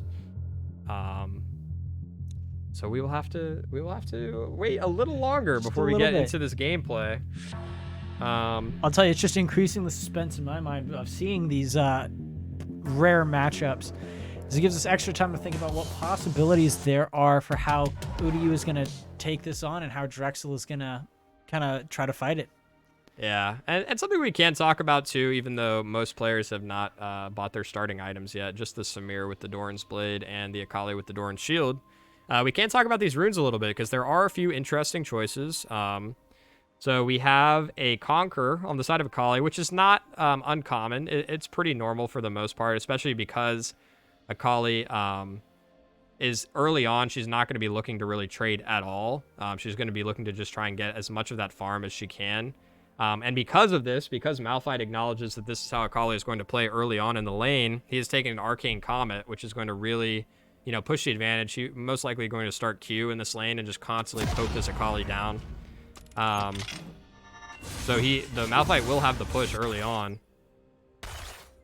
So we will have to see, and I'm not sure what the Akali is going to decide to start for her abilities. That is something that will be interesting to see. We have seen even Akali start with W, with the Shroud, just to try and be close enough to CS and to absorb some of this experience. But unless Voidlings really pushes, you know, his advantage to the limit here in this early game, it looks like we might have, okay, just a brief spectator bug. And actually, NACE is going to walk right in. This should be a first blood for ODU. Very quickly goes down. That was bizarre. Well, considering that's how Drexel started off their last round, I'm surprised that they fell for that. Well, and the thing that's also strange about that is that he literally walks within melee range. He could have even warded the bush, you know, so that he doesn't just walk straight into melee range of this Leona. Because as soon as he gets hit by the Leona Q into the Glacial Augment, I mean, his fate is secured. So that was very, very odd. Giving over first blood onto the Victor as well. What a perfect champ to give it over to. He's going to back and get a Sapphire Crystal and an extra health pot. So, yeah, you love to see it. Or ODU. That's a great way to start the game. Just getting a freebie like that. So, but in terms, back to the runes while we just wait for these lanes to start and these initial jungle camps to spawn. Looks like we're going to see a standard leash. Both junglers starting on their top side and going to be pathing down. Gwen is going to be looking to farm more early until she hits 6. Does not have a lot of ganking power until she gets that slow from her ultimate. So ODU is going to have to be aware of that they need to play a little bit safer. But in terms, looking back at these runes, items are all pretty standard. Runes. Oh, and actually, we see the Malphite switching. Okay. So this is what I was talking about that I was... Well, I didn't actually say this yet. But I was expecting the Malphite to switch into the Renekton lane because it's much more favorable for him. So we actually see the Victor going into the Akali in the top lane. And it looks like Drexel, because, you know, the lane has just started, is just going to stick with these lanes for now. They might try and swap on a back. Early bot priority for ODU here. I mean, sorry, for Drexel here. They're going to hit level 2 first. So they are going to get some early pressure. Okay, actually, Dream lands his E, but like we were talking about with the same sort of thing as the first game with this Thresh, right? You're going to go in as Dream, and you haven't hit level 3 yet. You don't have your W to provide those extra resistances and survivability. So he goes in, and they still end up losing the trade. I mean, it's just so hard, especially into these Lulu lanes, to win in a trade like that. See a little bit of fight between Voidlings and NACE there. Yeah, and actually the Trundle invading currently. ODU's looking to try to respond here, but just going to get pushed out of their own jungle, so Trundle will smite away the blue. And back to the lane business as usual. Probably's doing a decent job of trying to keep up with this farm here. After she collects this wave, should be almost even. Or she might actually even be even here. Basing's going to look for a trade against this Trundle, but you have to be very careful. Okay, now you have to be extremely careful because the Leona missed her stun. The sustain is good, but the Polymorph's going to come in from the Lulu onto Bastings. He doesn't drop it. The Trundle is going to go down, and now Dishroar with the double buffs. They're going to look to try and clean up this fight. Renekton is coming down, though. They have to be careful. We're going to see a flash into a W stun from the Renekton, and he's looking to continue this. Basing is going to drop to the Zeri, and Dreamstand is going to get cleaned up as well by the Zeri. So disaster for ODU. Voidlings with his flash is going to be able to get away here. But that is not what you want from the side of ODU. They are going to lose that fight 3-1, I believe. That was a big fight to lose there. Yeah. Especially because that was one that you kind of you kind of pushed up and started. It doesn't really bode well, and it gives a bit of an advantage off to Drexel on that early start. Yeah, and I think ODU just underestimating how important it was for Dream to land his E there on Leona. As soon as he misses that, they should probably just back up, call the play off. But they continue to push forward, and they are able to find the Trundle and get that double buff onto Dish. But with that Renekton coming in, and actually we're going to see a play on the top side. Trundle looking for a gank. Murder should go down here. I don't think there's any chance. This slow from the Q. And unfortunately, he burns his flash as well, so that's going to leave him very vulnerable to a repeat gank as well. When he got caught that far up, he should have just accepted his fate at that point. But he is going to burn the flash. And yeah, this is a bit unfortunate for ODU. You know, it started out so good with that initial pick that they got in the Renekton level 1. And it's just gone all downhill from there. We're gonna see a trade in this mid lane. But, oh, and actually Dreamstand is here. They're gonna look for a play, but I don't think they can kill NACE here. He's like I said, he's pretty beefy. And with that sustain from his Q, he actually gets more, you know, with the more minions and champions he hits with his Q. He's going to go back in. Trundle is here, but Voidlings is playing at a safe distance here, so he's not vulnerable to Trundle. Also, Trundle did burn his flash in that play, but Basing and Dream, actually, I think that they thought the Renekton was playing just out of vision range there, so they were looking to possibly get a gank off on him. So now Dish has to be very careful. He is going to be safe for now. But they do know now that the Leona is not there, and I think Dish might have actually... Okay, he is fine. Whew. You've got to be extremely careful if you're Dish here. Now, he should have his W, so if something were to land, he can, of course, use his Blade Whirl to block any projectiles that get shot. And actually, Notch just walking into the jungle and stealing away the wolves. Poor Basting here is just getting invaded on his bot side. Currently 4 men from Drexel here. Are they really going to look for a dive? I think if Dreamstand has proper target priority here, I don't think this dive should be possible. They do land. Okay, they are going to go straight onto the Zeri here. Okay, but she can... that ability is very bad.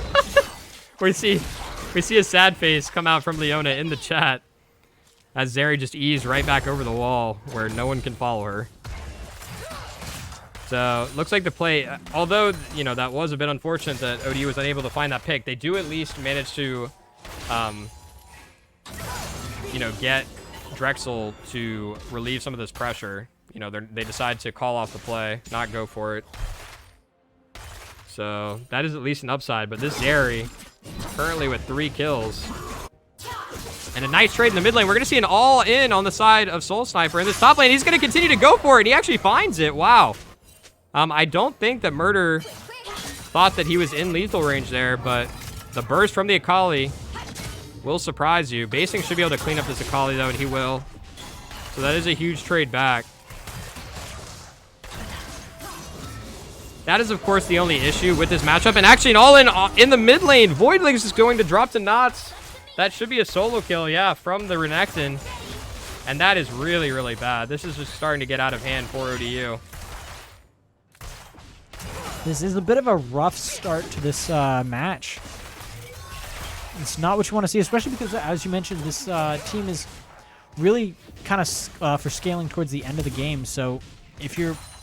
Unfortunately, if you're just not able to get your teams in... If you're not able to keep up in the early game, you're not going to be able to get that scaling in the later game. Well, actually, so it's a little bit hard to say because Akali is a bit of a finicky champion. Okay, we're going to see the all-in mid lane. Voidling should have the damage to finish off NOTS here. Oh, no, but he... one more Q. He's going to get it. Oh. Okay, so he does find the kill, but he is going to drop now to the Trundle, so I'm not sure if it was worth. Bastings is going to come in. And actually, okay, Bastings does have his ults up. I thought he didn't because he used it in the top lane fight. And he's just going to shred through the Trundle. That's a huge kill for Basting. Yeah, I'm not sure what the Trundle was thinking there. He does not have Bramble Vest. Like, what? Like, how are you going to beat the Gwen there? Let's be real. That was a really big find from Bastings in the mid lane after the initial fight had gone down between the 2 mid laners. Very greedy from Renekton. He should not have still been in his lane at that point. He should have just pushed it out and backed, but he was still there on that low health bar after the previous scuffle with Malphite. So, things going to stabilize a little bit here for ODU. But still down about 2,000 gold here, which is a lot considering we're only just now hitting the 10-minute mark. So back to the scaling conversation we were having. It's a little bit tricky because Akali is an assassin. So typically assassins do not scale super well, but because she is an AP assassin, she scales into the late game a little bit better. She's still very mobile and hard to lock down. So because of that, she can get onto the back line of ODU and deal a lot of damage. But in terms of just scaling overall, I'd still have to give it to ODU. I mean, they have this Victor who is just insane when it comes to scaling into this late game. And, you know, Gwen is also quite good. She does not scale as well because she's playing in the jungle this game, so she probably won't receive as many resources as if she was in top lane or even mid lane. But I think she should still be decent, you know, in this mid and late game transition. And Samira, honestly, you know, a lot of people look at Samira because of her aggressive play style, typically, as an earlier game champ, but Samira scales quite well as well. So I think it'll really come down to bait. Okay, we're gonna see a 3v3 here, or sorry, a 4v2 in this top side. The Renekton is just going to get deleted. Okay, but they actually force out the Blade Whirl from Dish for, I don't know why Dish uses Blade Whirl there. He's almost 100% dead now. He's gonna get dove here. Because they know the rest of their team is up top. And actually, Akali's going to look for an all-in. We're seeing fights all across the map here. He's going to flash, but why? You can't escape here. Okay, and we're going to see the commit from ODU here. Really nice play from them to return the kill back. Basing's probably a little bit frustrated after that, after he drops to that Akali there. Because the Akali had no business walking to the river like that with how many members of ODU were nearby, but just able to find a window there where she's able to find that kill back. So kills just absolutely flying on the kill feed right now. Already 16 in this game, and we're only 11 minutes in, so we're getting more than a kill a minute here. Always a treat to watch when the games are explosive like this. So yeah, ODU stabilizing a little bit here. Right now, their strong points, again, are this mid and jungle. So we're really going to have to see Murder have, you know, a big game this game. Like we said, he had a decent game on the Vex last game, but we need to see him have even more impact because, again, Dish is falling quite far behind on this bot lane. Not completely his fault. You know, of course, when the Zeri has 3 kills up on him, it's going to be hard to fight her in lane anyways, you know, regardless of the fact that he's currently playing weak side. On a Samira, nonetheless, which is not the easiest champ to play weak side either. So should be a little bit of a lull state here now. Already see the Zeri and Lulu rotate mid here. Dream's actually going to go on to Ronin here. He's going to look for a play. And Basting's coming up to support him. And they're going to continue to go even after the cleanse. There's no way you can kill the Zeri. And she pops her ults as well. She's going to continue to go forward. But, okay, Dish is going back in. He doesn't manage to get his ult off, but is not able to survive through the burst on the Trundle. The Lulu is playing a dangerous game here. Okay, she's going to flash the wall. Should be fine. Okay, the Victor actually walking forward here to cut off her path. But now the Victor is in danger. The Akali walking down to match. And I think ODU has to back up here. This Akali is doing a lot of damage. Oh, but the Ignite comes out. She's going to die to Basting. What an explosive fight there. Yeah, that that should not have gone as well as it did for ODU. I think that they should count their lucky stars that they were able to pick up the Akali on the backside of that fight. It was looking real dire there for a second. It just seemed like they weren't really on the same page there. The comms must be a little bit cluttered from ODU here. We saw Murder walk up to try and cut that Lulu off. Okay, and we see more action in the bot side here. They are able to find Knots here. The E is going to land, but Knots popping his ultimate. I think he can just walk away here. Oh, he's going to look to fight. Okay, that's an interesting choice when he's in a 1v3. Yeah, he's going to drop here. I think maybe he didn't continue to kite just because he thought his team was going to maybe move to him to try and back him up, but no help coming out from the rest of Drexel, so he is just going to drop. And again, it's so unfortunate because we see this Renekton 1 and 4, which if you're a Renekton, that feels ultra bad because Renekton does not scale well into the late game. So if you do not find your uses early, you know, you're basically just going to become a stun bot later in the game, trying to hit your W on Murder or onto Dish here. But he has 120 CS. Yeah. So his late opponent currently only 1, 2, and 5, so having more impact on the map in terms of kills, or actually, well, not really a ton more impact. Yeah. But down 50 CS, which is gonna hurt a lot in terms of the gold difference. I mean, we can see currently, 4K advantage. yeah, for Drexel has increased their lead to 4,000. And it looks like they're just going to drop the Rift Herald in mid here. It should get a charge off, I believe, but not the kind of impact that you want to see out of that first Rift Herald. Ideally, you'd like to get, you know, the first tower with the Rift Herald. But it looks like Renekton in the bot lane currently, I'm pretty sure, should be going... Oh, actually, the bot lane tower is already gone. I don't know what I'm saying. So yeah, right now we're seeing some vision set up from the side of Drexel. Super is going to steal away the blue, clear out some of this vision. ODU really just, I mean, I don't know how you can possibly fight this. They have no vision on their side of the jungle. They are grouped here. This might be a 5v5. I think ODU is just, they recognize if not now, when. It's only going to get harder. But this fight already is not, oh, actually, the double Malphite ult, and with this over the top, spinning on Samira in his ultimate. Russian should go down here, and actually, so far, it's a 4-for-1 for ODU. Dish is even going to flash over the wall onto this Lulu. He cannot chase her under the tower, though, so a bit of a waste. But I completely underestimated the wombo there from ODU. Beautifully played with the Malphite ult and into the Samira ult over the top. Dish charging up his bar incredibly quick. Almost immediately getting into that ult. And ODU is just going to come in on that turret there and finish it off. That was a big fight to win for ODU.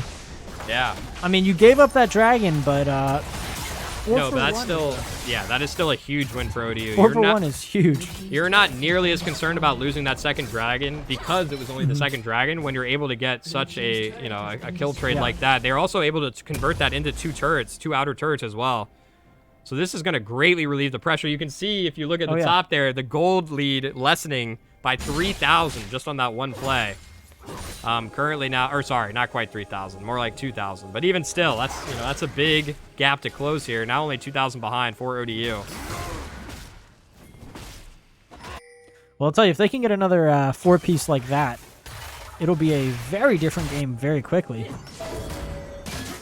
Yeah, and it looks like currently Drexel posturing around this top side. Okay, what is... I don't know what Dish is doing. I mean... He's looking for the 1v1, and his shield bow is going to help him, but he's not able to quite finish it off, and this Trundle's just going to flash for Samira. I understand the thought process there, trying to bait the Akali in because he knew his team was, you know, backing him up here, but they have no vision in the river. The rest of Drexel can be walking up as well, so that is going to be quite unfortunate. And now if Drexel wants, they could start up the Rift Herald here. They still hold onto this vision control. And it looks like ODU might try to make a play onto this Renekton, who's pushed up very far in the bot lane, but he's just going to get out here. Looked like they were looking, but no opportunity now for that player. Renekton's just going to back. So, right now, we are just... Okay, we are going to see the Rift Herald, second Rift Herald taken here by Drexel. We'll have to see where they choose to use it.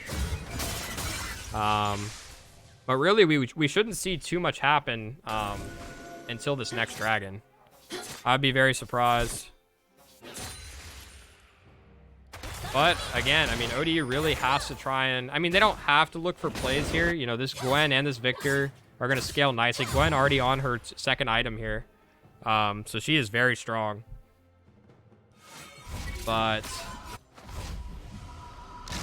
I'm just a little bit nervous about these dragons. They did stall the first dragon quite a bit, so this third dragon's not going to come up until about 22 minutes, or 21 minutes, so that means the earliest that they can get the soul is 26, which is a little... I mean, that's still pretty early, but that still gives ODU some time to scale up here.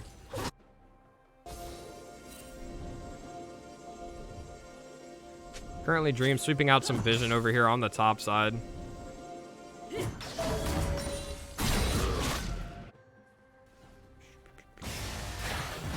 Should just see both teams pretty much just farming now. Actually, Basing currently looking for this Renekton, but he does have the Blast Plant. We'll just get out. Does get some good damage, though, on the Renekton, but he is just going to base. Actually, he is going to cancel his base again. Probably just trying to get as much farm as he can before he goes for his base before drag, which is up in 50 seconds now.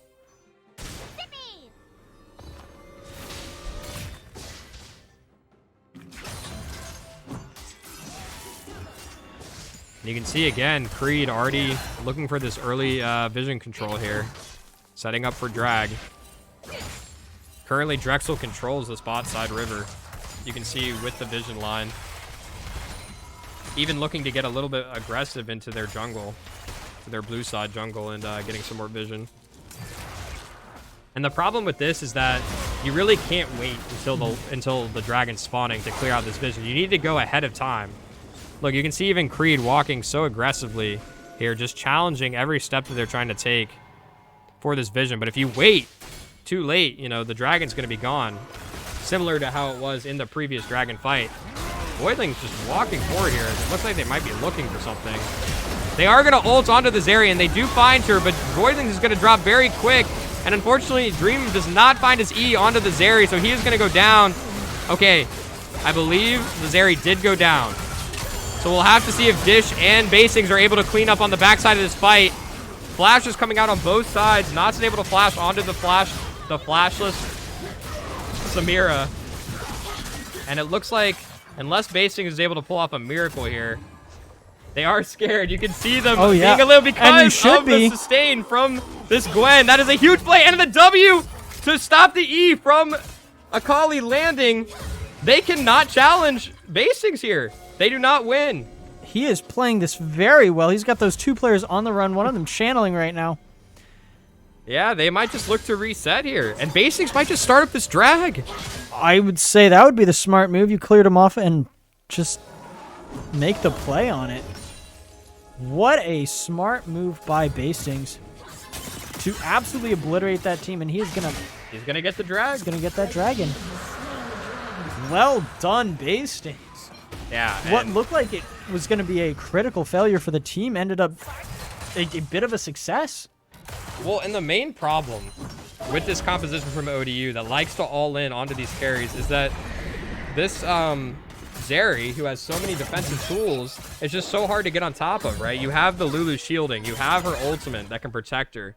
You have a lot of peel as well on the side of Drexel. So they were able to shut her down, but I mean, at that point, you know, they expended so many resources to eliminate her. You had to imagine, you had to feel that Drexel was going to win that fight, but Basing's able to pull a miracle out of a hat. And get a kill in the process, I mean. Yeah. Oh, yeah, if he doesn't get that kill, it's even more, you know, it's even more sketchy, but he was able to find the kill, and this Rift Herald looks like it's just going to be some gold in Voidling's pockets, 25 gold in Voidling's pockets, because it was unable to get a charge off, so that's also very good for ODU. Murder taunting a little bit because he has a feeling this Akali's in the brush, and he should just be dead here. That's the power of that Akali. Dream also going to have to flash in this top lane, or on this top side jungle. He is going to get slowed by the Zeri. He should be 100% dead here. He tosses his Z forward as if to go in, but doesn't even get a chance to go towards the enemy team because of how quick he dies. And Knots getting a little aggressive here, but of course, because this Malphite is building tank, does not deal very much damage. More of a frontliner for ODU here, so Knots in no threat of dying. That's why he went in such an aggressive trade, knowing that the rest of ODU is elsewhere on the map. So Akali's able to get this tier 1 top lane turret, is going to push that top wave in. And you can see Drexel doing a great job of controlling this topside, ODU's topside jungle here. So unfortunately, even though we did see a few things go right for ODU, you can see Drexel blooming this lead even up to 7,000 gold, or sorry, 6,000 gold. So ODU still, like, you know, still quite far behind here.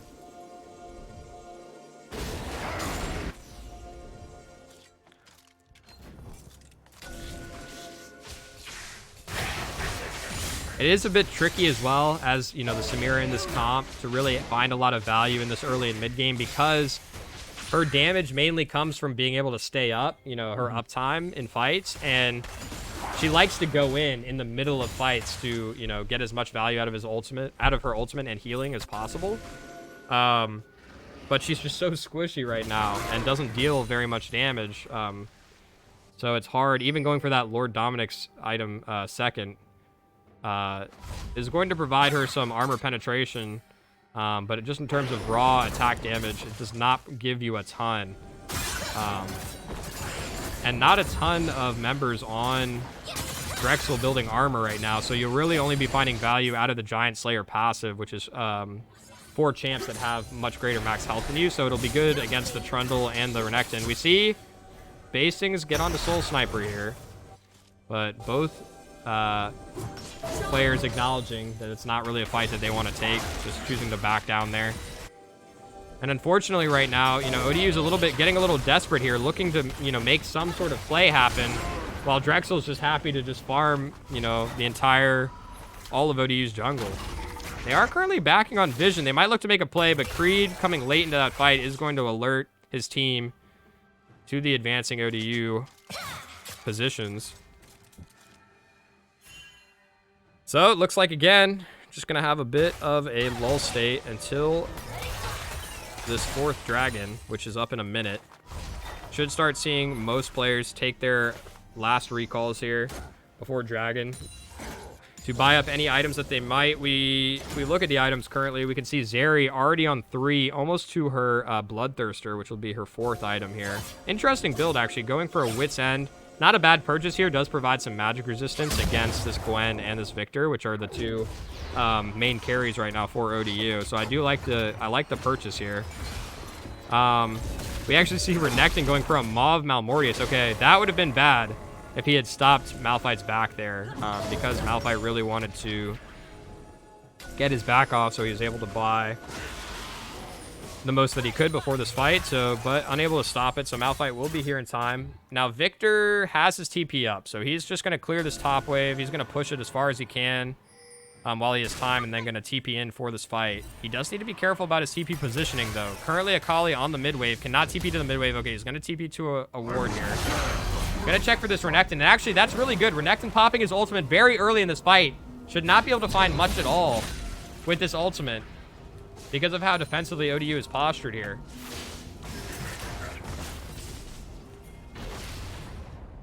Now, ODU should be able to walk down into this river, and actually, Drexel's calling their bluff here. They're giving over the 2nd dragon in return for some mid push here, and you can already see ODU channeling their backs, but that's a whole 8 seconds before they're able to get back on the map here, and this inhibitor is most certainly going to go down. Now, Drexel should back up here after this inhibitor, but now they could turn towards this Baron now that they have that extra point of pressure on the map.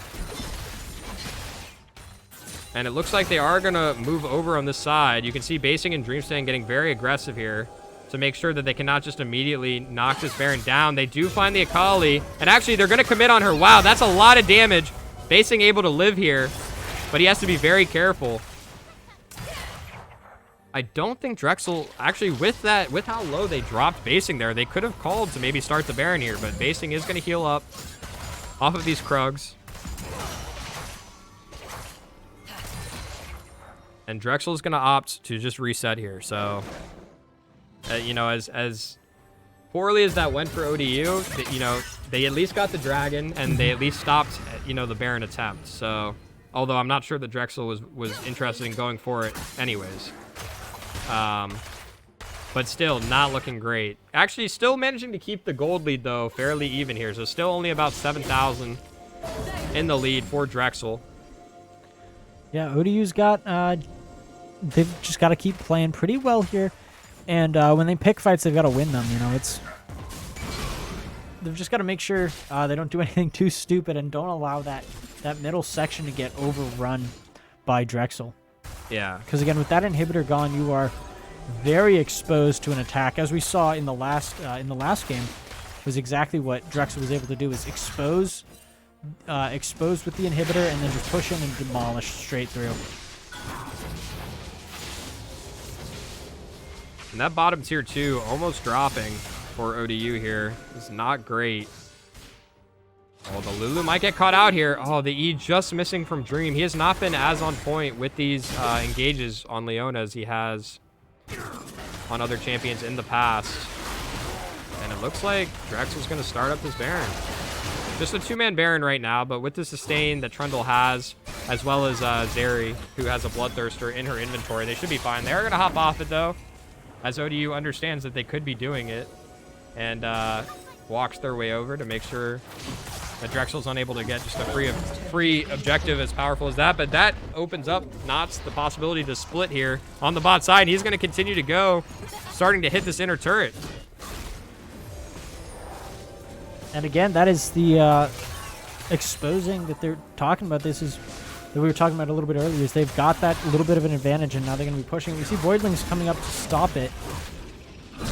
Yeah, but the problem is, now that they have 2 members here on the side of ODU, should be just a free Baron. Actually, even Dish up here as well. So Knott's will drop, which is a nice pick for ODU, but because he was able to distract from the Baron, that's just a free Baron. And actually, the Akali's going to go in on the Gwen here.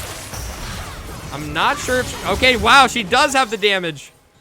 Yeah, that is some insane damage from the Akali there. And unfortunately, in that matchup, right, with Gwen into Akali, if you're unable to block the E, the Shuriken, from landing on you with your W, you pretty much just die because of the burst from Akali there. So that is, again, just... Not only are you unable to, you are able to stop the Renekton, but you lose the Baron, and then Gwen ends up dropping, gives over a bounty. It's just not good. It's just overall a big loss for ODU. Now, down 10,000 gold. And losing another turret means that you are backed up into your base right now as ODU.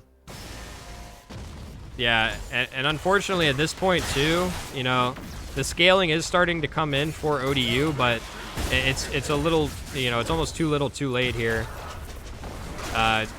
Drexel does not have to make any plays here. They can just sit back with their Baroned up minions, slowly chip away at these turrets until they drop. Okay, Dream goes on the Akali, but I don't think that's a fight you want to take. It looks like Drexel's actually gonna back, which is a bit strange. I think they're just looking for that reset for the dragon. You can actually see Lulu pinging the Infernal spawning in 50 seconds. So that is why they opted to take such an early back there. But something that you can look to do if you're Drexel there is actually just continue to have 4 of your members push, and apply that pressure on the base while you just send your jungler or your mid laner on the Renekton to just solo the dragon. Because ODU cannot leave their base to try and contest the dragon because they're being pressured. So now that they've opted to fall back, that actually is allowing ODU to walk out of their base here and possibly, get a team fight here on this dragon. So, bit of a misplay in my opinion from Drexel, but... Okay, Voidlings again, just no fear. We see him walking forward here. They do really need to find the Zeri or the Akali in this fight, though. I mean, the Trundle is nice, because then they no longer have the smite. They are going to find the Zeri, and actually she flashes the wrong way!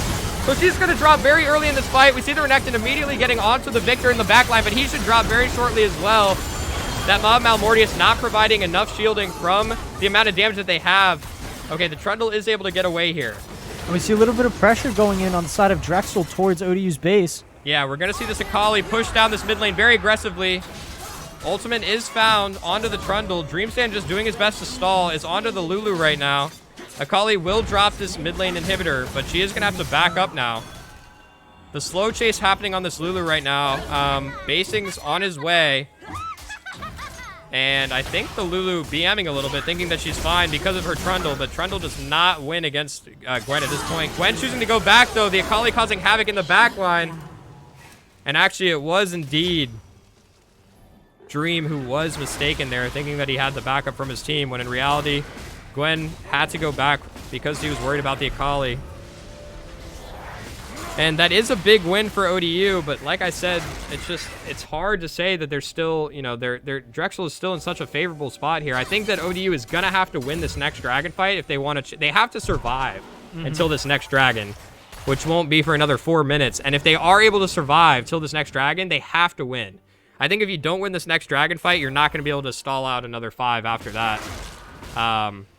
it'll just be too, it'll be too much pressure from Drexel here. But ODU, again, this is sort of how you find your way back into games like this, is just one step at a time. So that was the first step. They were able to pass the first test in winning a big team fight there, finding the Victor and the Zeri. Both who I believe, or sorry, not the Victor, the Renekton and the Zeri. Zeri, I believe, who had a shutdown bounty, so that was some nice bonus gold for them. And now they just need to be able to weather the storm until this next dragon. If they're able to find the soul, a real possibility for ODU. And Knots maybe overstayed a little bit. Okay, they are just going to let him walk out, I believe. This Lulu will pop her Shirelias. Give a little backup for this Renekton. Oh, might be the slow chase. Okay, not the slow chase from ODU. They spot the Zeri on vision. I don't think she realized she was on vision. And actually, the R from Leona is going to land. This should be a dead Zeri here. And what a kill. That is a huge pick. Okay, Dream, that was a little ambitious. Come on, buddy. Hey, I mean, it did push off. It did push off the Drexel play. He did. Maybe if the Trundle had decided to turn, decide to click back there for a second, he might have found that E on the Leona, but a little bit of a reach there, but still a huge pick. Really good from Dream. That was actually, it was really good from Dream, but I'm very confused. That Zeri surely knew that she was sitting on a blue trinket there in that bush. I'm not sure what she was doing. I mean, she did shoot it eventually, but she realized way too late. At that point, the Solar Flare had already come out from the Leona into the combination from the rest of ODU there. Samir is so good at following up on these initial engages from Leona, which is why it is such a good pairing, why we were talking about it in the draft at the beginning of the game, it possibly being a strong point. And Samir is starting to get very scary. She has her Infinity Edge now, so the damage from her is very scary indeed. I'll be interested to see what her next item is. She has a BF sword. I would imagine it's going to be a Guardian Angel for Samira, which is fine. Like I said, she likes to get in there. So Guardian Angel, probably in my opinion, Guardian Angel is the best on Samira of any other AD carry, just because of how she likes to play. So if she's able to get to that Guardian Angel, okay. Dreamstand maybe caught out a little bit here. The pillar is going to come out, and she is going to get stunned up by this Renekton. Although ODU is here for a response, and this could be a game-changing team fight here. They are going to find the Renekton initially, and they should be able to get this Trundle as well, but actually the Akali is going to go on. The Akali, oh no, finds Voidlings and Leona here. So actually the Akali able to turn this fight around. Murder does come in here, though, and assassinates the Akali, and there should be the Lulu dropping as well. So still a one-team fight from ODU. That was getting very scary there for a second. You cannot underestimate this Akali's damage. She doesn't even have a cap. But Murder's found out by Zeri here. Basting's coming to his rescue a bit, and Dish coming in. Yeah, but he doesn't have that same sticking power, and the slow from the Zeri is going to cause problems. You can see that she has stacked up this passive ridiculously high. And Dish is able to finish her, I think. No, it was a long-range laser from Murder. Able to find the damage. Wow, these fights are just so incredibly tense. And Trundle is just trying to put pressure on ODU because he sees that the minions are currently tearing apart ODU's base. Already one Nexus turret falling, one on very low HP. And this Dragon up in 13 seconds. ODU is not really in a position to contest this, but I fear that if they do or if they don't, this game is just so, it's impossible, the position that they're in currently. You have to be so careful here as ODU, because if you overextend for this Dragon, Drexel can just push down mid, and that they might look to do that. Akali does not have TP up, but Renekton does. So keep your eye on Renekton's TP in this fight. They are just going to engage here, and a big two-man Malphite ult is going to start this fight off. If they're able to kill this Renekton, he will not be TPing anywhere. The Akali gets onto the backline, though, and actually somehow avoids the Solar Flare, but she does drop. So that is just a straight-up one fight for ODU, and Dish should be able to defend this middle inhibitor here. So ODU is going to get this Infernal Soul.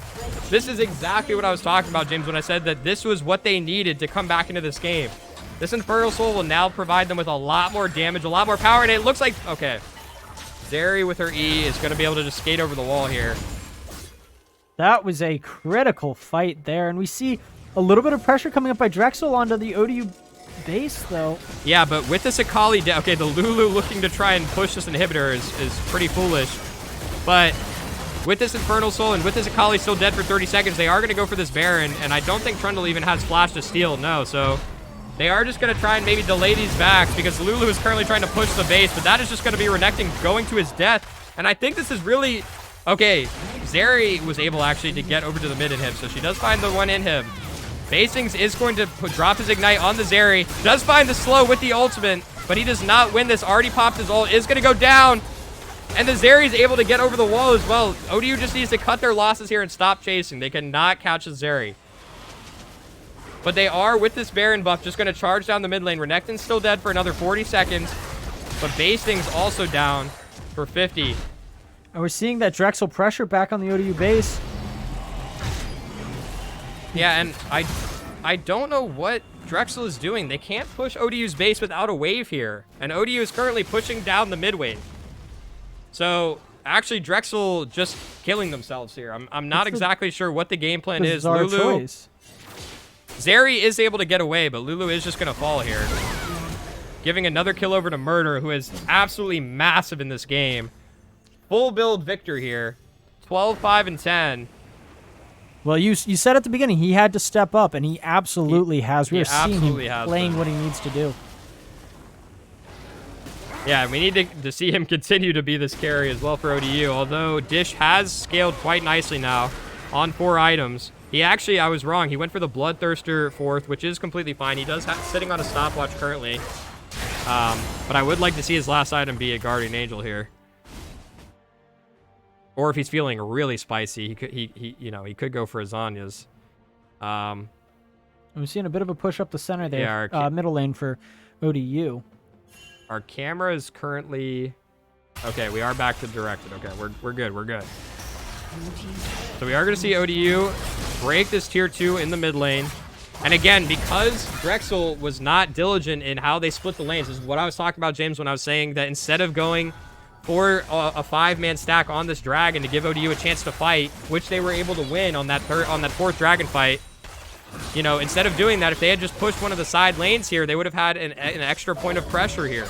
But now, because they've only knocked down this middle inhibitor, ODU can just continue to push out this mid wave, and Drexel has no place to attack. You can see Malphite currently in the bot lane, pushing out this bot lane. And the top lane pushing as well for ODU, so... Currently in a decent position now. This is definitely recoverable with this soul. You can actually see, although the gold lead has shrunk now to just 4,000 between these two teams, ODU with this Infernal Soul gives them a lot of gold worth of stats. Probably worth more than 4K, to be quite honest. Everyone on ODU is just going to be dealing ridiculous amounts of damage here. And actually, Infernal Soul is feels so incredibly good. They shouldn't be able to find basings here, yeah. So actually, they're gonna pop. Okay. I don't think that this is a play on the basings. Actually, Dream is gonna go in here with the engage. He will fall, but is the engage enough? Murder flashing straight in. I'm not sure if that's the play, but Dish is gonna get quite a bit of damage off with his ultimate. Gonna find 2. Is gonna clean up onto the Trundle as well. Akali finds Victor. And Zeri is doing some good work here, but she should drop here, I think. Actually, she is very speedy. Zeri into this late game, very, very scary. Stacking up her passive there in these team fights. But that battle went overwhelmingly ODU's direction. Yeah, it did. So another one team fight. I was very nervous there when Murder flashed in and got CC'd. I thought that might have been a lost fight for ODU, but they were able to turn it very nicely, and it looks like they're just going to push down mid here. Only Zeri up. Still 20 seconds on these timers for this top side for Drexel, and ODU is marching down this mid lane. They should be able to get an inhib here. Lulu is up now, but Zeri is currently pushing the top lane by herself. And Dreamstand is going on her, and they are going to go for it. Malphite does not have a ton of damage, but I think he has enough to deal with this Zeri. That Infernal Soul definitely going to help as well. That's a huge blunder from Zeri. I don't even think she was able to get the inhibitor. She was able to find the top turret, the inner turret. But the inhibitor not dropping. And an inhibitor going down on the side of Drexel as well during that fight. On the opposite side of the map. That is not a good spot for Drexel to be in right now. Yeah, and at this point in the game, Zeri is everything for Drexel. If ODU is able to knock down the Zeri early in a fight, or find a pick like that where she's overextended, you know, Drexel can simply not fight. And this Baron's going to be up soon. Zeri, only 20 seconds left, so... Oh, actually, my mistake. The Elder's going to be up before Zeri is even back up. 14 seconds on this Elder spawn. Zeri just going to spawn right as the Elder's coming up, but if ODU start this up, they should be able to get it. They should be able to burn it down very quickly before Zeri's back in this fight. And Drexel can really not afford. You can see they're not even going to take this fight on the Elder. They're going to push for the base instead, but they have no waves. And I don't think Trundle can tank up this turret, but the turret was low. They are going to TP back. This is so incredibly tense. Okay, the TPs do get off, so this will be a defense from ODU. They're not going to be... Okay, and Malphite just going to flash ultimate in. The Lulu ult coming out for the Akali, but she should go down here. Okay, she's actually going to be able to ult out here. Basing's currently maybe overextending a little bit here in this mid lane. He should drop to the Zeri. Underestimate his damage, but Akali... Oh, sorry, that was the Lulu. Will drop in the mid lane. So 1 for 1, but of course that trade is going to favor Drexel in terms of kills because they were able to eliminate the Gwen for just the Lulu. But with the Elder currently, the strongest buff in the game right now for ODU, they're just going to march down mid lane. We really need to see them push out this bottom lane. You can see that Murder's a little hesitant to leave the base because he's worried about this Trundle just running in. If you're ODU here, I don't think this is an end angle with the members that are up for Drexel. You need to try and get some more pressure. They have a bot wave pushing. They should just be going to this bot wave and pushing it in here and getting these outer turrets still. But it looks like instead they're going to just sit in mid for this wave to come. Yeah, okay. It looks like the call might finally be coming in. Or are they just going to back here? I'm very confused about this call from ODU. So far, their macro has been just leagues above Drexel. And it looks like they might be... No, they're going to be ignoring that Baron. Well, that's the strange part. Usually we see once you go for the Elder buff, you either look for an end or you go straight to the Baron and take the Baron. Of course, they couldn't go for the Baron because Basings was down. Their jungler, Akali, is very overextended here. She's going to drop. That is a good pick for ODU because at this point in the game, the death timers are so long. You can see 60 seconds on this Akali. They might look to try and end before she's back up. Only Zeri is really the only threat now you have to worry about on the side of Drexel. We see some pressure in the backfield by Drexel. 3 players going into ODU's base. Is that going to work out for them? And I think this might just be a base race here. They are able to find the Zeri, and I don't think they're going to be able to stop this base. So if Malphite's they're not going to be able to knock this base down, but they're going to commit for it anyways. Murder, as long as he can stay up here, he's going to have the damage and the wave clear. They should not be able to win. But actually, they're focusing the Nexus, and I don't know if ODU is able to eliminate them fast enough. Oh, that is a devastating way to lose for ODU. Oh, and that was so incredibly close. I think ODU was at that moment hitting on their Nexus as well, so it came down to a margin of just inches there. That was... That was so close. I'm speechless. I'm speechless. What a game. ODU should have had that and just came down to those last seconds right there. Just because Drexel was able to get themselves in the base, ODU's base just slightly faster and get just slightly more damage off on the Nexus before ODU could respond on theirs. Yeah, what a way to end. And it's really hard to fault ODU for that very end of the game play there because they were so good and able to even get themselves that far in that game to begin with. I mean, it was looking doomed for them, you know, after that early game being down so much gold off the rip. So yeah, I really can't fault any players from ODU. I would have liked them to see them be a little bit more proactive with that Elder buff. You know, they could have pushed that bot lane and had that extra point of pressure.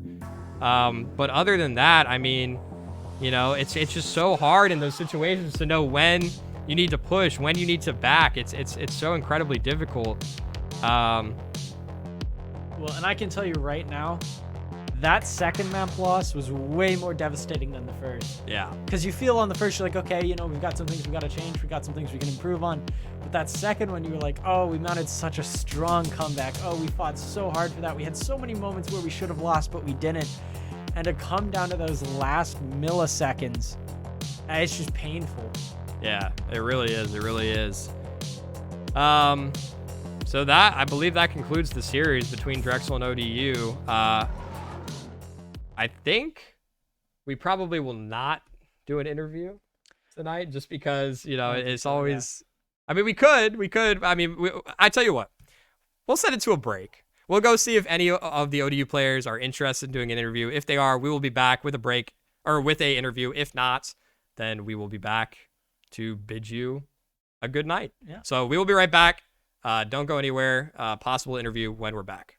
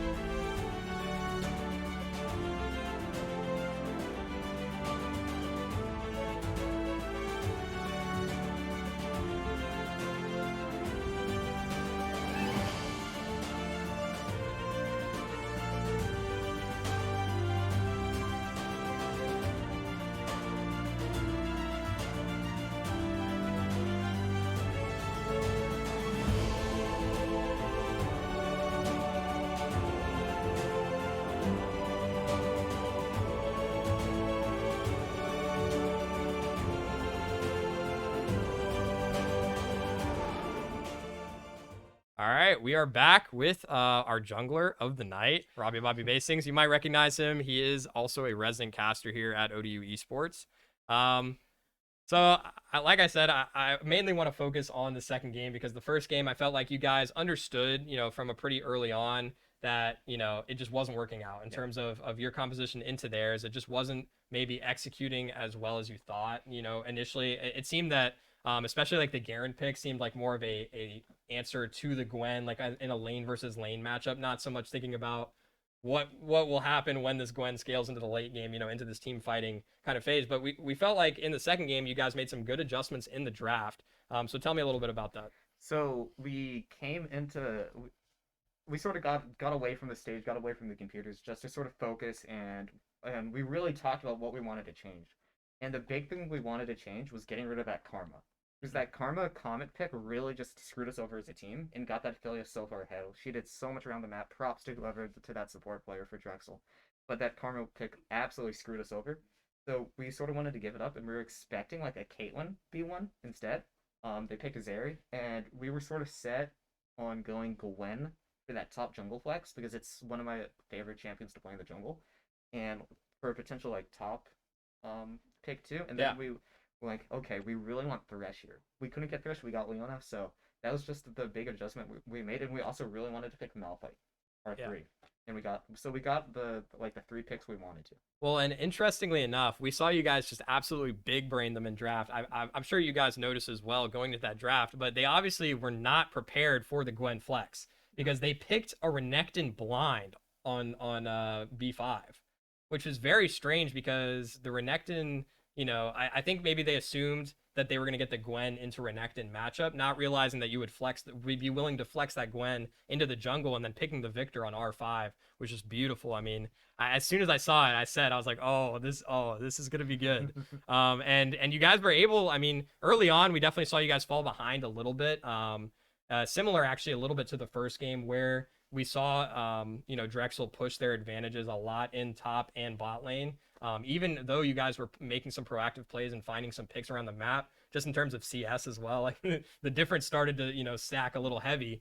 But let's talk about that third dragon fight. Or wait, not the third dragon fight. That was I think there was a steal, right? A dragon steal early on, or was that in the first game? The Dragon Steel was in the first game. Okay, that was in the first game. The dragon fight was the fourth dragon, right? And that was for. So they had That two. was our second dragon. That was your second dragon. They already had two. You guys had one. That dragon fight changed everything. So I was very surprised that they didn't just keep the pressure up, because this was when they were baroned up. They had just secured Baron and they were baroned up, pushing on your base. I was very surprised they didn't continue to push, continue to siege, and just send Renekton or just send Trundle to take the dragon solo, because then you guys, are forced to answer that pressure on your base. But instead, they full recalled all 5 of them, allowed you guys out of your base for that team fight. And I mean, just tell me about that team fight, because we just saw some miracles happen. That's when the dream became alive again. Yeah, I remember when they took that Baron and we're like, okay, let's try to get some like Dragon Vision. Because like maybe we can look for a steal, because like they're probably gonna have positioning on it. Yeah. And me and Dreamstand, my support, we're walking in, I think via mid lane, like past the wolf camp, and there was just nothing there. Yeah. And we were just able to get vision, and then I think Renekton ulted behind us. Yeah. Like super Just burned it preemptively. very early. Yeah. And that just gave us such a big advantage, because it's like 10-15 seconds of extra HP, and just it's very annoying to get through that Renekton being as a Lulu too. Yeah. So burning that early just gave us such a big team fighting advantage. And then I think I actually don't remember what happened on the back of that team fight. I believe it was a big wombo from the Malphite and the Samira. Like Malphite ulted over the top, found at least 2. I'm not sure. I think one of them was a carry. I'm not sure. A lot of good Malphite and Leona combinations. As soon as so early on in the game when Zeri got that triple kill, we realized that we could only really kill the Zeri if we had Malphite and Leona there. For a Malphite ult into Leona EQ or Leona ultimate. And then someone, because even top lane later in the game, Zeri died, I think, 2v1 to Malphite and Leona. Yeah. So we just needed those 2 carries to kill the Zeri. The problem is that we had problems later in the game with that Kali. Yeah, she definitely was causing. I mean, so that bird. I was even surprised by some of the damage numbers that she was putting out. I don't understand how she almost killed. Yeah, especially with her build as well, because her build was not all damage. Like she was going. She had, I believe, Riftmaker and Shadow Flame, which were her first 2 items. But then after that, she went like very strange item. Like I wasn't expecting her to go. I think she went. I think there was a Force of Nature there. Yeah, she might have had a Force of Nature last. I think was like her last time that she picked up. But I think she picked up a 3 Force of Natures. Yeah, she picked up a Azania's, which was a little bit strange to your guys' composition, but also well, I mean, not strange, but just because of how magic damage indexed you were, especially because that was where all the gold was on your team, was in the Gwen and in the Victor. But moving past that, let's talk about towards the end there, because there was a couple of big. I mean, we saw after that first initial team fight, I was like, all right, that's the first step they have to take to climb their way back into this game, and we saw you guys make great macro decision after great macro decision. And Drexel actually making a few blunders in terms of their macro, and that you found your way slowly back into that game, and all leading up to that, that final fight. I mean, we saw you guys were able to secure the one thing that I actually wanted to ask you about was what were the comms like after that Elder secure, because you did drop after the you did die. That was completely on my fault. I didn't think the Zeri would slow me for like 90%. She's kind of broken. Yeah, that sort of did happen. I'm like, oh, I'm basically rooted, and my W's gonna wear out, so I'm just dead. Yeah. I used Zonia's, but I couldn't buy time, so I just trolled my team there. I'm not gonna lie, but I think what really came down to it macro late game was that very last push, where we had a super minion going in, and it was the 3 of us versus the Zeri, but the Zeri was able to kill wave, and then I think. When Malphite and Victor backed, but I think if we kept Malphite and Victor, like that was really cluttered. Yeah. And we're like talking about going back, but they had no wave, and if we could have gotten wave to turret, then we would have won because backdoor bonus. Yeah, and it was extremely close. I think we didn't see obviously both perspectives at the end because we don't have like a split view. So we were actually spectating them Yeah, so in the Nexus, but it looked like you guys were literally knocking on the door yeah, as they we were were finishing the hitting Nexus. down Nexus turrets, but when you have no minions in turret range, Yeah. the turrets gain a significant amount of resistances. Yeah. And all of our minions were dead. I Mm. mean, they had no minions too. Yeah. But we had one turret at half HP and they had two And at full HP. Yeah. So Yeah, just- I don't even think yours was at half. Like I think it was at like a third, Yeah, maybe it was even, or a not a quarter. lot, It was and very low. Yeah. we had some poor decisions early in the game, which caused that to happen. Yeah. But yeah, just if we all stayed and tried to keep any of those minions alive, we would have ended faster than. Yeah. Well, and I think it's just so hard too to find that balance, especially when you get so late game and turrets are so paper thin and minions and things like that. Because I mean, how do you make a call like that where, when you see them, because they probably, in terms of where their position was, probably would have beaten you to the base, but with only 3 members, and if you had 5 strong, who knows what would have happened, going into that Nexus. But other than that, I don't really have too many other questions. James, did you have anything else you wanted to add, or? Well, I mean, again, even though this was kind of a devastating loss at that end there, it felt pretty good on our end.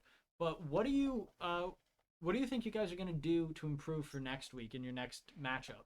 Well, with this being my first competitive match playing this position, because I'm coming from top lane to jungle, so like in the first game, I've never played Trundle before, at least in the jungle, so I didn't really was still grasping at like my positioning and my pathing and my build.